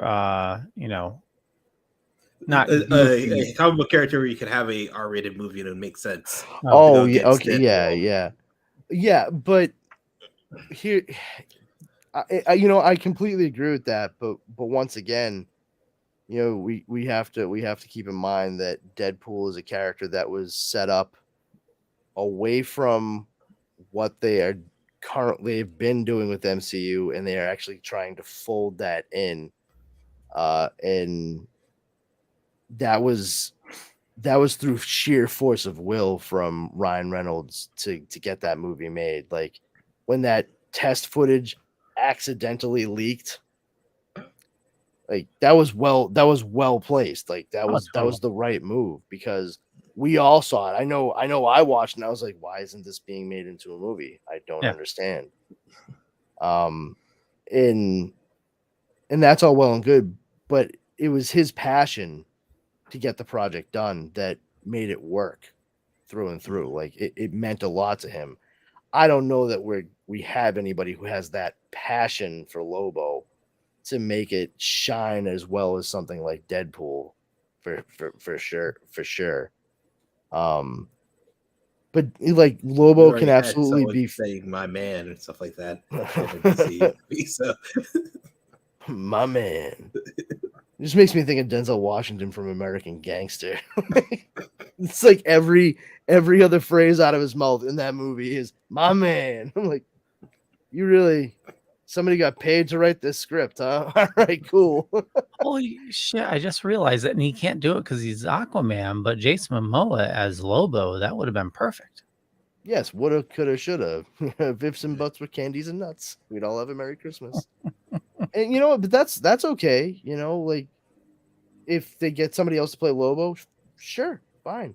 But like once again, I don't think Lobo is as important a character to get established, unless the only way I think Lobo works with getting everything that they currently have going, is if somehow he is involved with the next Suicide Squad. Oh yeah, that could work.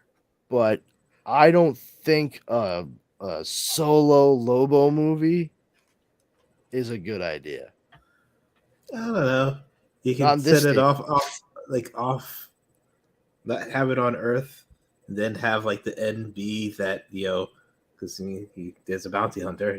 Someone put out a bounty for Superman.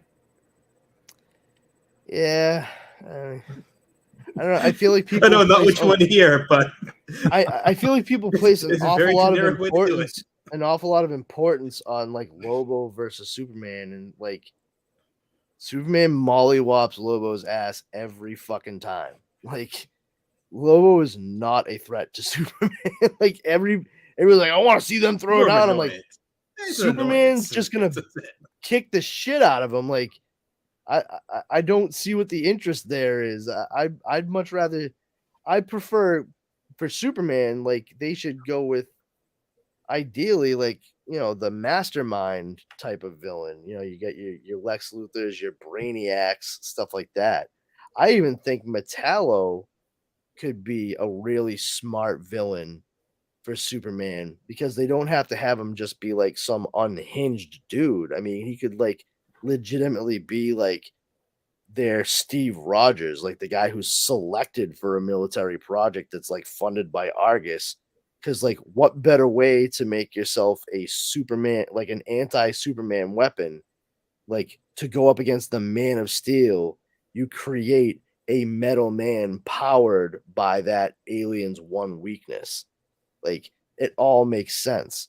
And, to have this guy who's like highly trained, highly decorated, like, just mired in military, knows how to fight, knows how to plan. And now he has this, strength and like this built-in weapon, and also kind of his own weakness, because if he doesn't have it, he dies essentially. He shuts down. There's a lot of potential there, because he could come at Superman not just like, oh, I have kryptonite in my chest, I'm gonna fight you. It's like there are other things he could do to plan against Superman. See propaganda be used and so on and so forth. Real military bullshit tactics. As long as there's a giant spider, I'm okay with it. Oh man, who invited fucking John Peters to the party? Wonderful. But yeah, like, so I mean, we got some interesting things happening there. They're saying like they're going to be telling the greatest story ever seen through DC Studios. So it's not, a lot of speculation that it's going to be Crisis on Infinite Earths. I don't know. Like, we'll see. If they don't do Crisis, that's fine.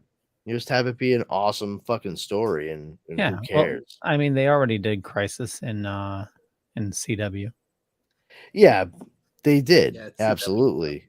And they could still do it again. Right. Yeah, because it's been done, Yeah, I mean, they could even utilize the occurrence of the CW as part of the multiverse that the Crisis within the movies actually. Well, they already did the crossover with the Flash. So yeah, I mean, that's established for sure. I mean, and it is kind of interesting to see, like, oh yeah, they're doing like all these Spider-Man, and now they're doing the multiverse in Marvel. It's like, I mean, not for nothing, but like DC and Warner Brothers, they actually did that like 2 years before Marvel even dipped their toes in that fucking pond. Not to say one's better than the other. I'm just, just let's not be revisionist on the order of operations here. Friggin' yeah, James Cameron starting to walk back comments on Avatar. He's like, yeah, if the movies aren't like that great, I could make it into a trilogy instead of a saga. It's like, oh yeah, are you starting to feel like maybe not everyone's quite as interested in this as you are, Jim? Did it hasn't come out yet, has it? Avatar. It could. I feel like that question speaks volumes in and of itself, Leo. Has the new Avatar movie come out yet? No. I feel like we would have talked about that for sure. Like, most really, certainly. would we have? Well, it would have come up at any rate. Like, oh, finally, Fern Gully 2. Like, I can't wait. I'm gonna see if I can find it. There was the original Avatar. Let's see. The Last Airbender? Let's see. Yeah. We got some casting too from Covenant Chaos. I know was it Aubrey Plaza is announced as being cast in Agatha Covenant Chaos for Disney Plus. But they also just announced that Sashir Zamata from Saturday Night Live and Woke and the ABC show Home Economics. I don't know if you guys know her at all. What? I remember that one. No? No, I remember Home Economics. I watch it every week. It's actually it's far better than it really has a right to be. But she's really, really pretty and funny actress. I get a big kick out of her on Home Economics. And there's no I don't think they've really revealed what it is her character is going to be in Agatha Covenant of Chaos, but I mean, so far they've got 3 very comedically talented people set up for this show. So it's always interesting because people who are adept with comedy usually are very capable at running the full range of emotions. Not quite so easy for people who are used to portraying dramatic roles to go the other way. So you likely have to be able to approach some of this with at least a sardonic sense of humor, I would imagine.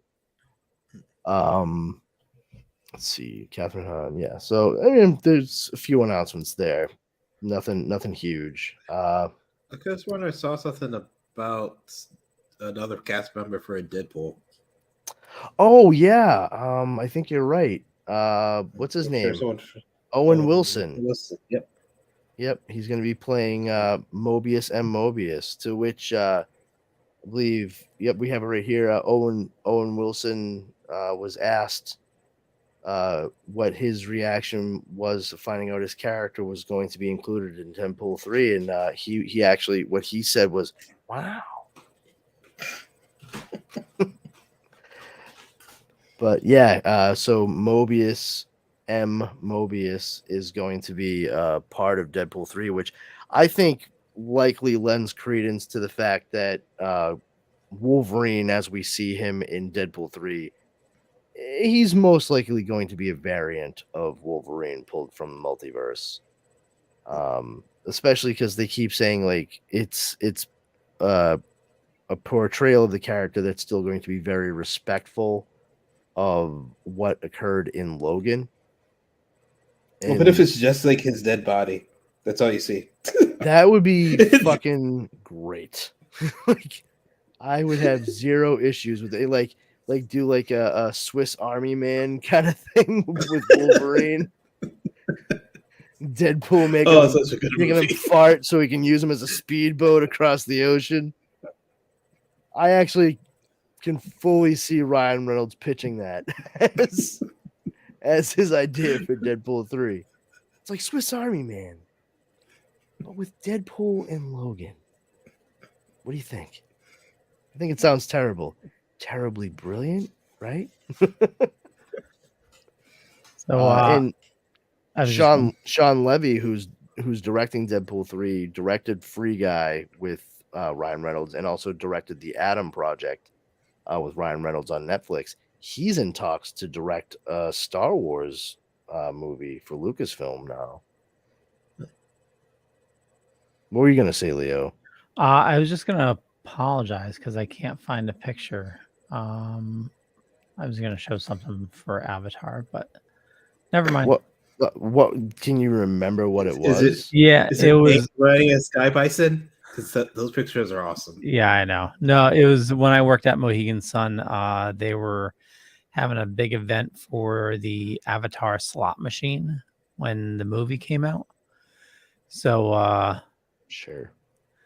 They brought in a life-size mech into the casino. Oh, the mech. Oh, yeah. Okay. Yeah. So, but where they were originally going to have it, they calculated that I don't know how they figured this out. I'm assuming they put it on the floor and it cracked, but they realized that the floor wasn't structurally sound to hold it, and they had to put it in a different location. That makes sense. Yeah, and it's kind of scary if you think about it, because if you don't know, Mohegan Sun was built at a old nuclear facility. So beneath it, so kaijus, woo! Yeah, exactly. So beneath it, it goes down quite a bit because they had to dig out I guess a nuclear facility leaves a big hole, or they had to dig out pretty deep. But I'd imagine if it fell through, it would have gone through many floors. Yeah, thank God that didn't happen, I guess. Yeah, I know. Yikes. Fucking dangerous shit going on there at the casino, kids. Yeah. Yeah, I mean, there's just been like smatterings here and there. Nothing really making big splashes. Was it Wonder Man announced as well? Wonder Man was announced in, I don't know, was it officially announced? Is it actually Yahya Abdul-Mateen II who's going to be playing him, or is that still straight up fan speculation? The only thing I'm I not know, 100% sure. That's the thing that's bothering me. Because I liked him. I've seen it once, but I liked him as Black Manta. And I would imagine with the success of Aquaman that they would want him involved in those projects moving forward. But I mean, that wouldn't preclude him from doing that, though. Well, I mean, just time constraints. You know what I mean? Like, I don't know how that would work. That's all I was getting at. Like, I'm not saying like, oh, he can't be in this and that. It's mostly just with the projects themselves. Who knows how they line up? But more power to him. I like Yahya Abdul Mateen, and I have zero issues with seeing him in more and more things. Let me see. I only seen second Wonder Man. Oh, Yeah. 2-star. Okay, yeah. I guess it's official. Yeah. Yeah. All right. Yeah. Yeah. He will reportedly star in Marvel's upcoming Wonder Man series for Disney Plus. Oh, that'd be cool. I wonder how they're gonna approach it. Initially, like if they're gonna have him be the full on energy being at first, before he realizes he can be a bit more physical. You know what I mean? Like, because he was like all purple and shit before, and then he ends up looking more like Simon, but just with red eyes and shit. Interesting. I wonder if they're gonna tie Zemo into that too. Yeah, because Zemo's reason. Yeah, that's what I was wondering. Because I mean, they do have Zemo floating around. So, but like, what good reason is he gonna have to make him like give him? Yeah, well, especially like I agree with Zemo's like viewpoint in the MCU. I mean, he's not wrong. Like where he's like, yeah, superhumans are fucking bad news. Like they're the reason all this bad stuff keeps happening, and I'm the only one that sees it. And that's why I'm losing my mind. And I'm like, yeah, you know what? This weirdly German dude has a point. this is on obviously Marvel Studio spoilers, but I just looked it up and he is in Wiccan. So it says Grace Randolph says source confirms Joe Locke is playing Wiccan. And I would take anything Grace Randolph says with a giant grain of salt, my friend. Well, I know, but I just looked up Joe Locke and he is listed in Agatha Covenant of Chaos. Okay. Yeah, that's great.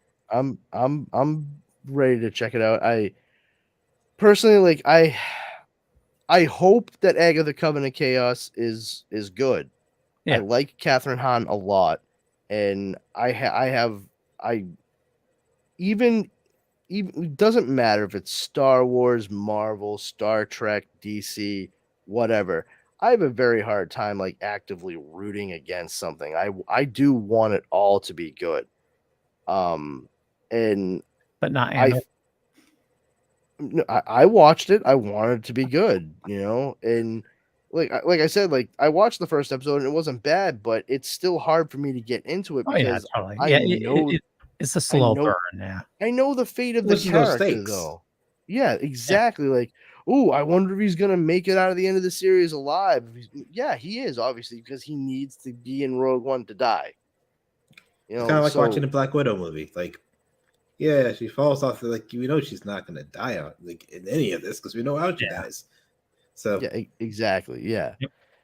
I mean, granted, the best part of Black Widow was Yelena and Red Guardian. So yeah, I'm still kind of upset with what they did with Taskmaster. I don't mind that they took the daughter and made her like some kind of prototypical Black Widow kind of shit. Like that actually tracks for the monster that dude was in the movie.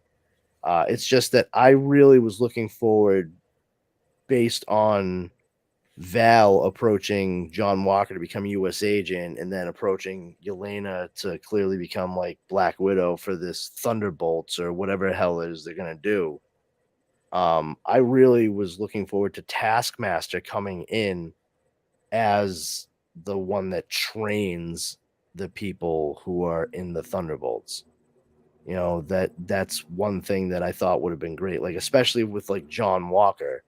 Like Taskmaster uses a shield very similar to Captain America's because he watched like countless hours of video and what have you of Captain America using that shield, so he's become an expert, and he would be the next best thing to Steve Rogers to teach John Walker how to properly use a vibranium shield like that. You know, like that's the kind of thing like I feel like, oh, that was a missed opportunity altogether. And sort of like how we had Melvin in the Netflix Daredevil show, and we have the younger guy in She-Hulk Attorney at Law. Like somebody has to make the costumes for these superheroes and villains and stuff. You know, like somebody has to train these people to be able to do things. You could still have Taskmaster training him though. Like, But not going to be training most of the other people in the group, but I mean, Taskmaster is the daughter from Black Widow, so and like, but isn't Taskmaster supposed to be in the Thunderbolts thing that they're doing? Yes, I believe so, and that's that. So- But that's the thing is like, it's not. What I'm saying is like, I feel like Taskmaster would have been like a better, like having a like the person they call to help train the people, like externally. Yeah. You never know though. Like just because you know that Taskmaster's part of it doesn't mean like she's part of it. Yeah, They could honestly, go that route. You never know. I'm gonna watch it either way, so you Yeah, know, same here. It doesn't matter. I mean, I'm hard pressed to like not see any of this for the most part. It's just certain things are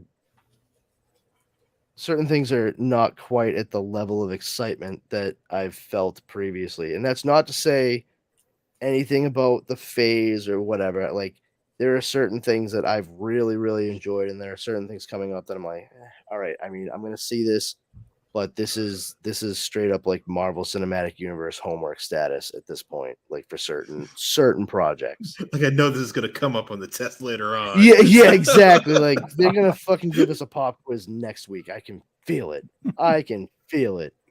Do you think there's like ever gonna, well, not ever, but I'm sure there will be, but you think we're getting close to like a Marvel burnout? Kind of. I think what's actually doing it is the Disney Plus stuff. Yeah. And that's actually one of the things I think DC Studios might have to its advantage. The fact that they've gotten rid of the vast majority of television shows. Right now, Superman and Lois is the only network television show that's still in existence from what we understand. It's been very successful. It's been critically lauded. I think all the CW stuff is canceled. They canceled Stargirl. But I mean, they canceled Legends of Tomorrow. The Flash is over after this shortened season. Wow. There's no more Arrow. Yeah. There's no Batwoman. Black Lightning was canceled. Yeah, there's nothing anymore. Wow. You have Superman and Lois on CW, Titans on HBO Max, and Doom Patrol on HBO Max. And that's it. Yeah. So I mean, like Zaslav was saying that he thinks like there's going to be like a Marvel reset in 10 years.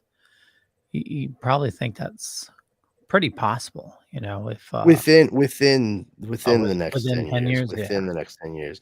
And like I was saying, I think that the full-blown interconnectivity between Disney Plus series and the movies may be the thing that helps differentiate DC Studios a bit, because that's one thing I think that they can take away from what Marvel Studios has done. Is like, oh, maybe we try to just keep everything up on the big screen and not have to like make sure that audiences watch 3 to 4 hours of an entire story at home before they come to see what our movie is going to be. Because I think that's probably one of the biggest issues Oh, that God, people I are just dealing realized with. it literally created homework. Yeah, Yeah. absolutely. You know, I see it It now. just hit me. I see it now. Avengers 9. You're gonna have like little VH1 pop-up videos. It's gonna be a little like pop-up on the screen, as seen in She-Hulk episode 2, Excelsior. Yeah, exactly. With little dash, Yep. Kevin F. You know, just like the editors used to do. Yeah. And like it's fun having interconnectivity and stuff like that, but it's gotten to a point where if you haven't seen certain things, you are most certainly going to miss portions of what it is they're trying to convey in the current story you're watching. Exactly. And I think instances of that should be few and far between. Like I think WandaVision was a great example of okay, this is what happened to the character after the last time you saw them, and this is where it leads, and it's going to have bigger ramifications. And that was personally that was great. I thought it was all done very well, and it subverted expectations. I'm glad that all the most of the fan theories involved with it did not pan out.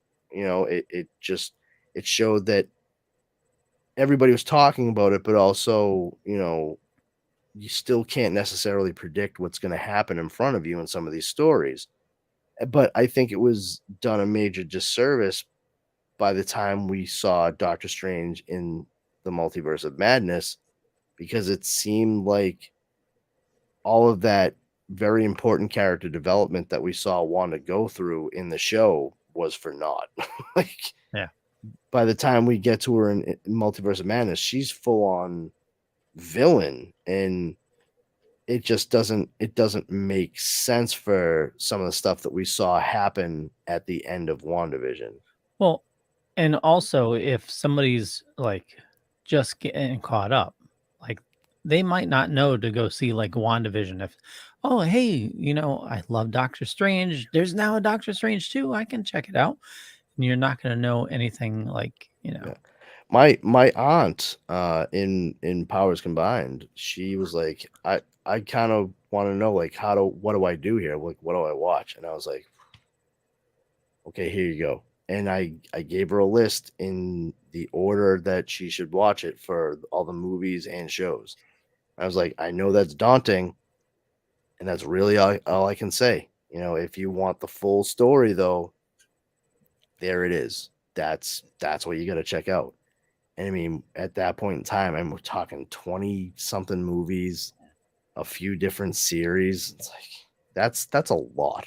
Oh yeah. You know, if you have a passing interest in this and somebody came at you with a list like that, I would not blame you for a second if you were like, yeah, you know what, on second thought, nah, fuck that. I don't have the time to dedicate. I'm just gonna keep living my life. Yep. You know, I'll just check out the Wikipedia pages. I'll cheat watch it. Here's 210 hours of media you need to watch in order to get caught up for. Why do I need to watch all of this? So you understand who Riri Williams is. Why is she important? Maybe. You know, like that's I don't think that's enough to get somebody hooked. I think they count on a lot of other people getting excited about the stuff when it comes out to try to get other people to absorb stuff that they may otherwise not have cared about. So, you know, we'll see. There's plenty of stuff in the works for Marvel. I think DC, regardless of whether or not anything seems like a good or bad idea right now, it's certainly interesting to see what Warner Brothers is going to cook up. And it's hopeful too.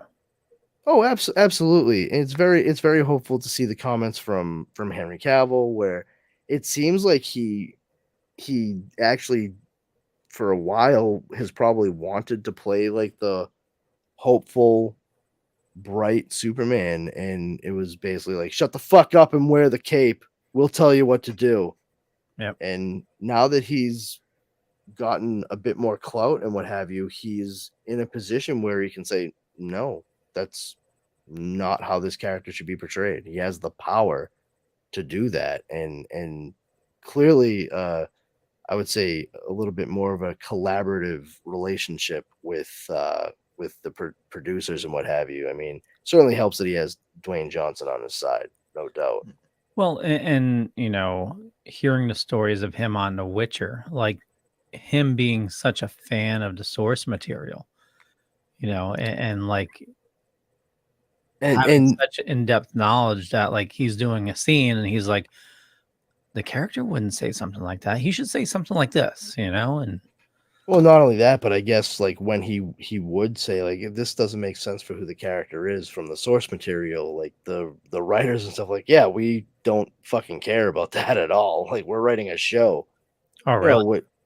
Oh yeah, like that. It was like a constant struggle, from what I understand, for him as not just a performer but a fan of the source material, the Yeah. books themselves. Very frustrating. So I can imagine that it's a bit of a relief to finally be able to step back into the role that he's been gingerly holding on hope to with Superman, and to be able to walk away and say, like, listen, I love this character, but you guys don't want to make the character the way it should be made. So I'm going to go back to the place where they're finally listening to me about how the character should be done. And, you know, best of luck. Godspeed. Here's a Hemsworth. Take Yeah, that. here, have a Hemsworth. Ooh, Chris? No. I said Here, have a You Thor don't like. deserve Chris. we getting Luke? Well, I mean, no. How about Liam? He dated Miley Cyrus. Oh, thank you. I didn't get you anything. They got the store brand Hulk, Thor. Store brand Thor. The Wish brand Thor. The Kirkland. Kirkland, yeah. I ordered Thor from Wish and I got Liam Hemsworth. Well, you know, it's kind of sad too, because like I did not read the books for The Witcher. I enjoyed the show, but you know, I started playing Witcher 3, and the storyline, like, is just friggin' phenomenal. Like, a storyline shouldn't be that good in a video game. You know, Okay. It's just. Take your word for it. Yeah, I can't wait to start to finishing. You know, have time to go back to it, but it's just such an amazing story. Oh, I mean, in the Metro games, those are also amazing stories too. The Metro games? Yeah. Well, I mean, clearly, Henry Cavill agrees with you, and it seemed like it was. He does. He knows me. Well, I mean, I certainly said he agrees with you. I don't think I said anything about him knowing you, or he shares the same sentiment. I can say, but you know, it was probably because of that where it's just like a little bit too difficult, and you know, maybe he's holding on to it a little too tight. So he's like, yeah, I think maybe better if I stay a fan and not have my experience altogether soured by this. Okay. You know, and now we wait to see what he shows us next and all that jazz. And we'll wait to see what Sony does soon with some of their stuff. Not that it has anything to do with DC, but you know, we're seeing all kinds of stuff popping up now between shared characters again. Because Kingpin, dun dun dun. Yeah, everyone, he's actually a Spider-Man villain. Yeah. And the agreement for when Sony purchased the film rights to Spider-Man was they get the film rights to all of the characters from Spider-Man. Kingpin would be one of them. Wait, back up. Say that again. Kingpin, Spider-Man. Kingpin. No, when Marvel bought. When Sony, Sony. When Sony bought all the film rights to Spider-Man, they got the film rights for all of the characters from Spider-Man. And Kingpin is a Spider-Man villain. So we're not going to see Kingpin again?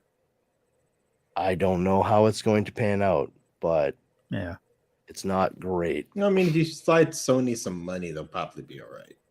I mean, they have a business relationship now because of Spider-Man in the MCU. You know, they'd be foolish at this point to not let the MCU just take Spider-Man, share in the profits, and allow them to utilize the character to the best of their ability, which I frankly am far more interested to see what the potential for a droplet of Black Symbiote left in the MCU is than any continuation of anything Sony is doing separate from the MCU. I have no desire, honestly, personally, I have no desire to see any continuation of the Venom movies or Morbius or anything like that. They can all get fucked. I cannot believe they're making a Madame Web movie. Like, so fucking stupid. They just don't learn any lessons over at Sony. I don't understand them. Like, it's so dumb.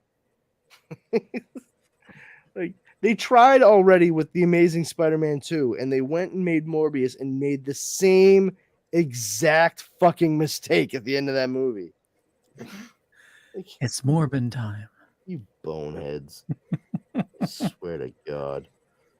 But anyway, yeah, so there's rumblings all across, and a lot of it is speculation. That's why it's hard for us to like say, concrete, this, that, and the other thing. We're waiting for bigger news to drop on us, and we'll get more of that in the coming months for sure. I think, I mean, talking about dorky stuff, one of the last things I'll say, Disney did close a pretty big deal, an exclusive deal with BBC, the British Broadcasting Company, for the U.S. rights to Doctor Who. Oh yeah, yep. And the reports on that, and this is wait, legitimate. it was Disney did? I thought it was Apple. Disney. Really? Disney Plus, man. And because of that, the budget for the seasons on Doctor Who have jumped up about what? From 40 to 50 million to up to $100 million now. Wow. So the quality of special effects and what have you for Doctor Who are likely about to jump way up. Which is some of its charm, though. Well, I was going to say, which is going to be interesting because the show has relied primarily on its characterization and story.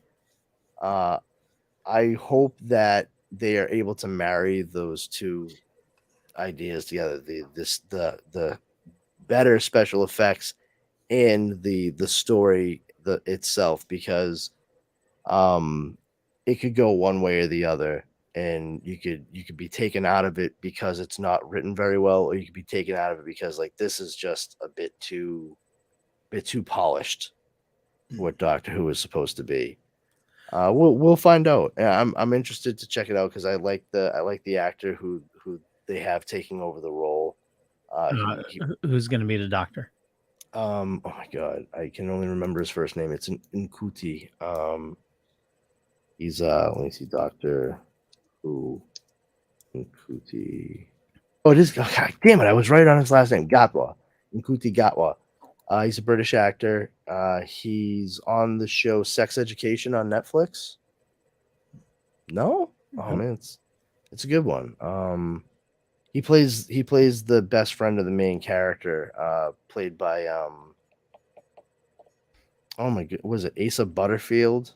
I think is his name. He was the kid that played Ender in the movie Ender's Game with Okay. Harrison Ford. But yeah, Nkuti Gatwa plays a character named Eric. And they're all from the small town. Gillian Anderson plays the main character's mom in it. It's really good. What's her name from? Oh, she was just in Death on the Nile with Kenneth Branagh. She looks an awful lot like Margot Robbie. That's why they had her dye her hair dark in the show after the first couple of seasons. I can only remember a character's name in it too. It's Maeve in the show. Emma Mackey, that's her name. Emma Mackey. Yeah, she plays like sort of the love interest of the main character in it. Yeah, let me see if I can open this up. It is kind of funny. Oh, that's such a small photo. Come on, guys, you're killing me. Let's see here. Oh, perfect. Open image in new tab. Oh, that's a nice big one here. Yeah, this is Emma Mackey in like the first the first like couple seasons of the first season of Sex Education.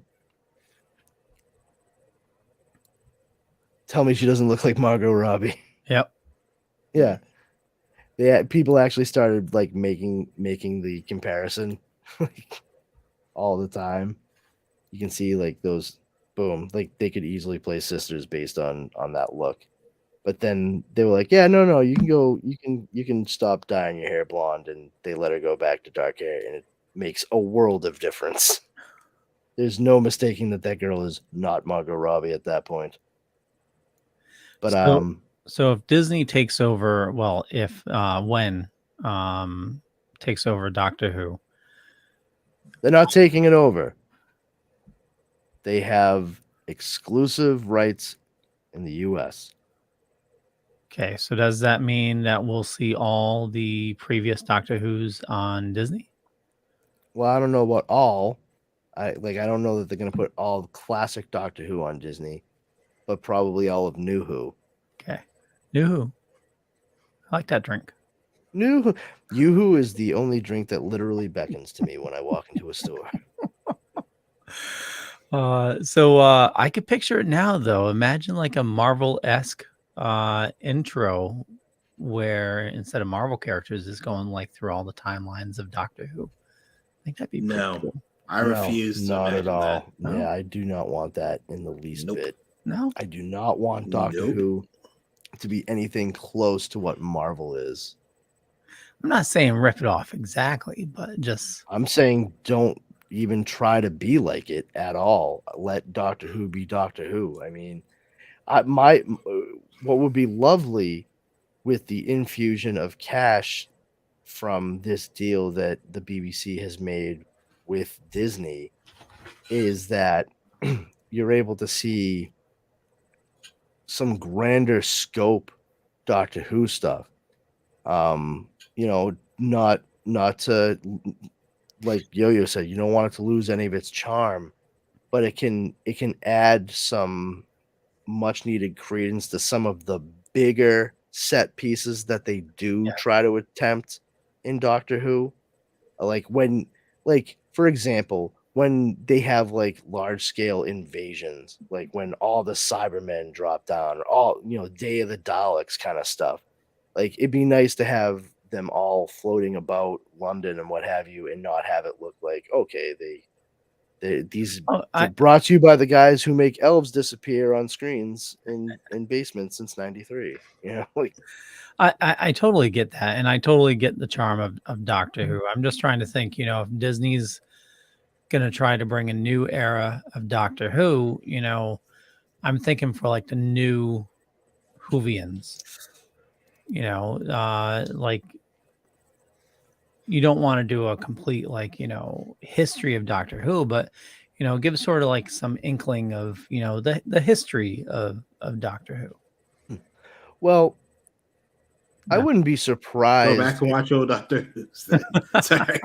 I wouldn't be surprised if they did some kind of like Doctor Who BBC produced special in conjunction with Disney to put on Disney Plus as a refresher / introduction for the character, to act as a shortcut. I think that's the smarter way to go about doing it. And it really helps them out too with certain things regarding like the Christmas specials and what have you. Like that's an event for anybody that is a fan of Doctor Who, and it was like a real fucking downer when they didn't do that in the past year. So I mean, we'll see what happens. I mean, Doctor Who runs dark sometimes, and my concern is that the BBC will try to keep from going too dark, which is unfortunate because I mean, some of the best dark sci-fi comes out of Britain. That they might try to tamp it down because they want it to be more palatable for the audience over at Disney Plus. I don't think that benefits anybody at all. No, well, certainly not fans generally. I understand the bottom line might be affected for those folks that have more of a financial stake in it, but we'll see how it goes. I don't know. Like I said, I don't know how much of the 60+ year history that they'll have available. But at the very least, I do think it's kind of exciting that, like you said, there might be new fans made for the character, and to see Doctor Who maybe become more popular in America because more people become aware of it due to its presence on Disney Plus. I'm for it, man. That's great. And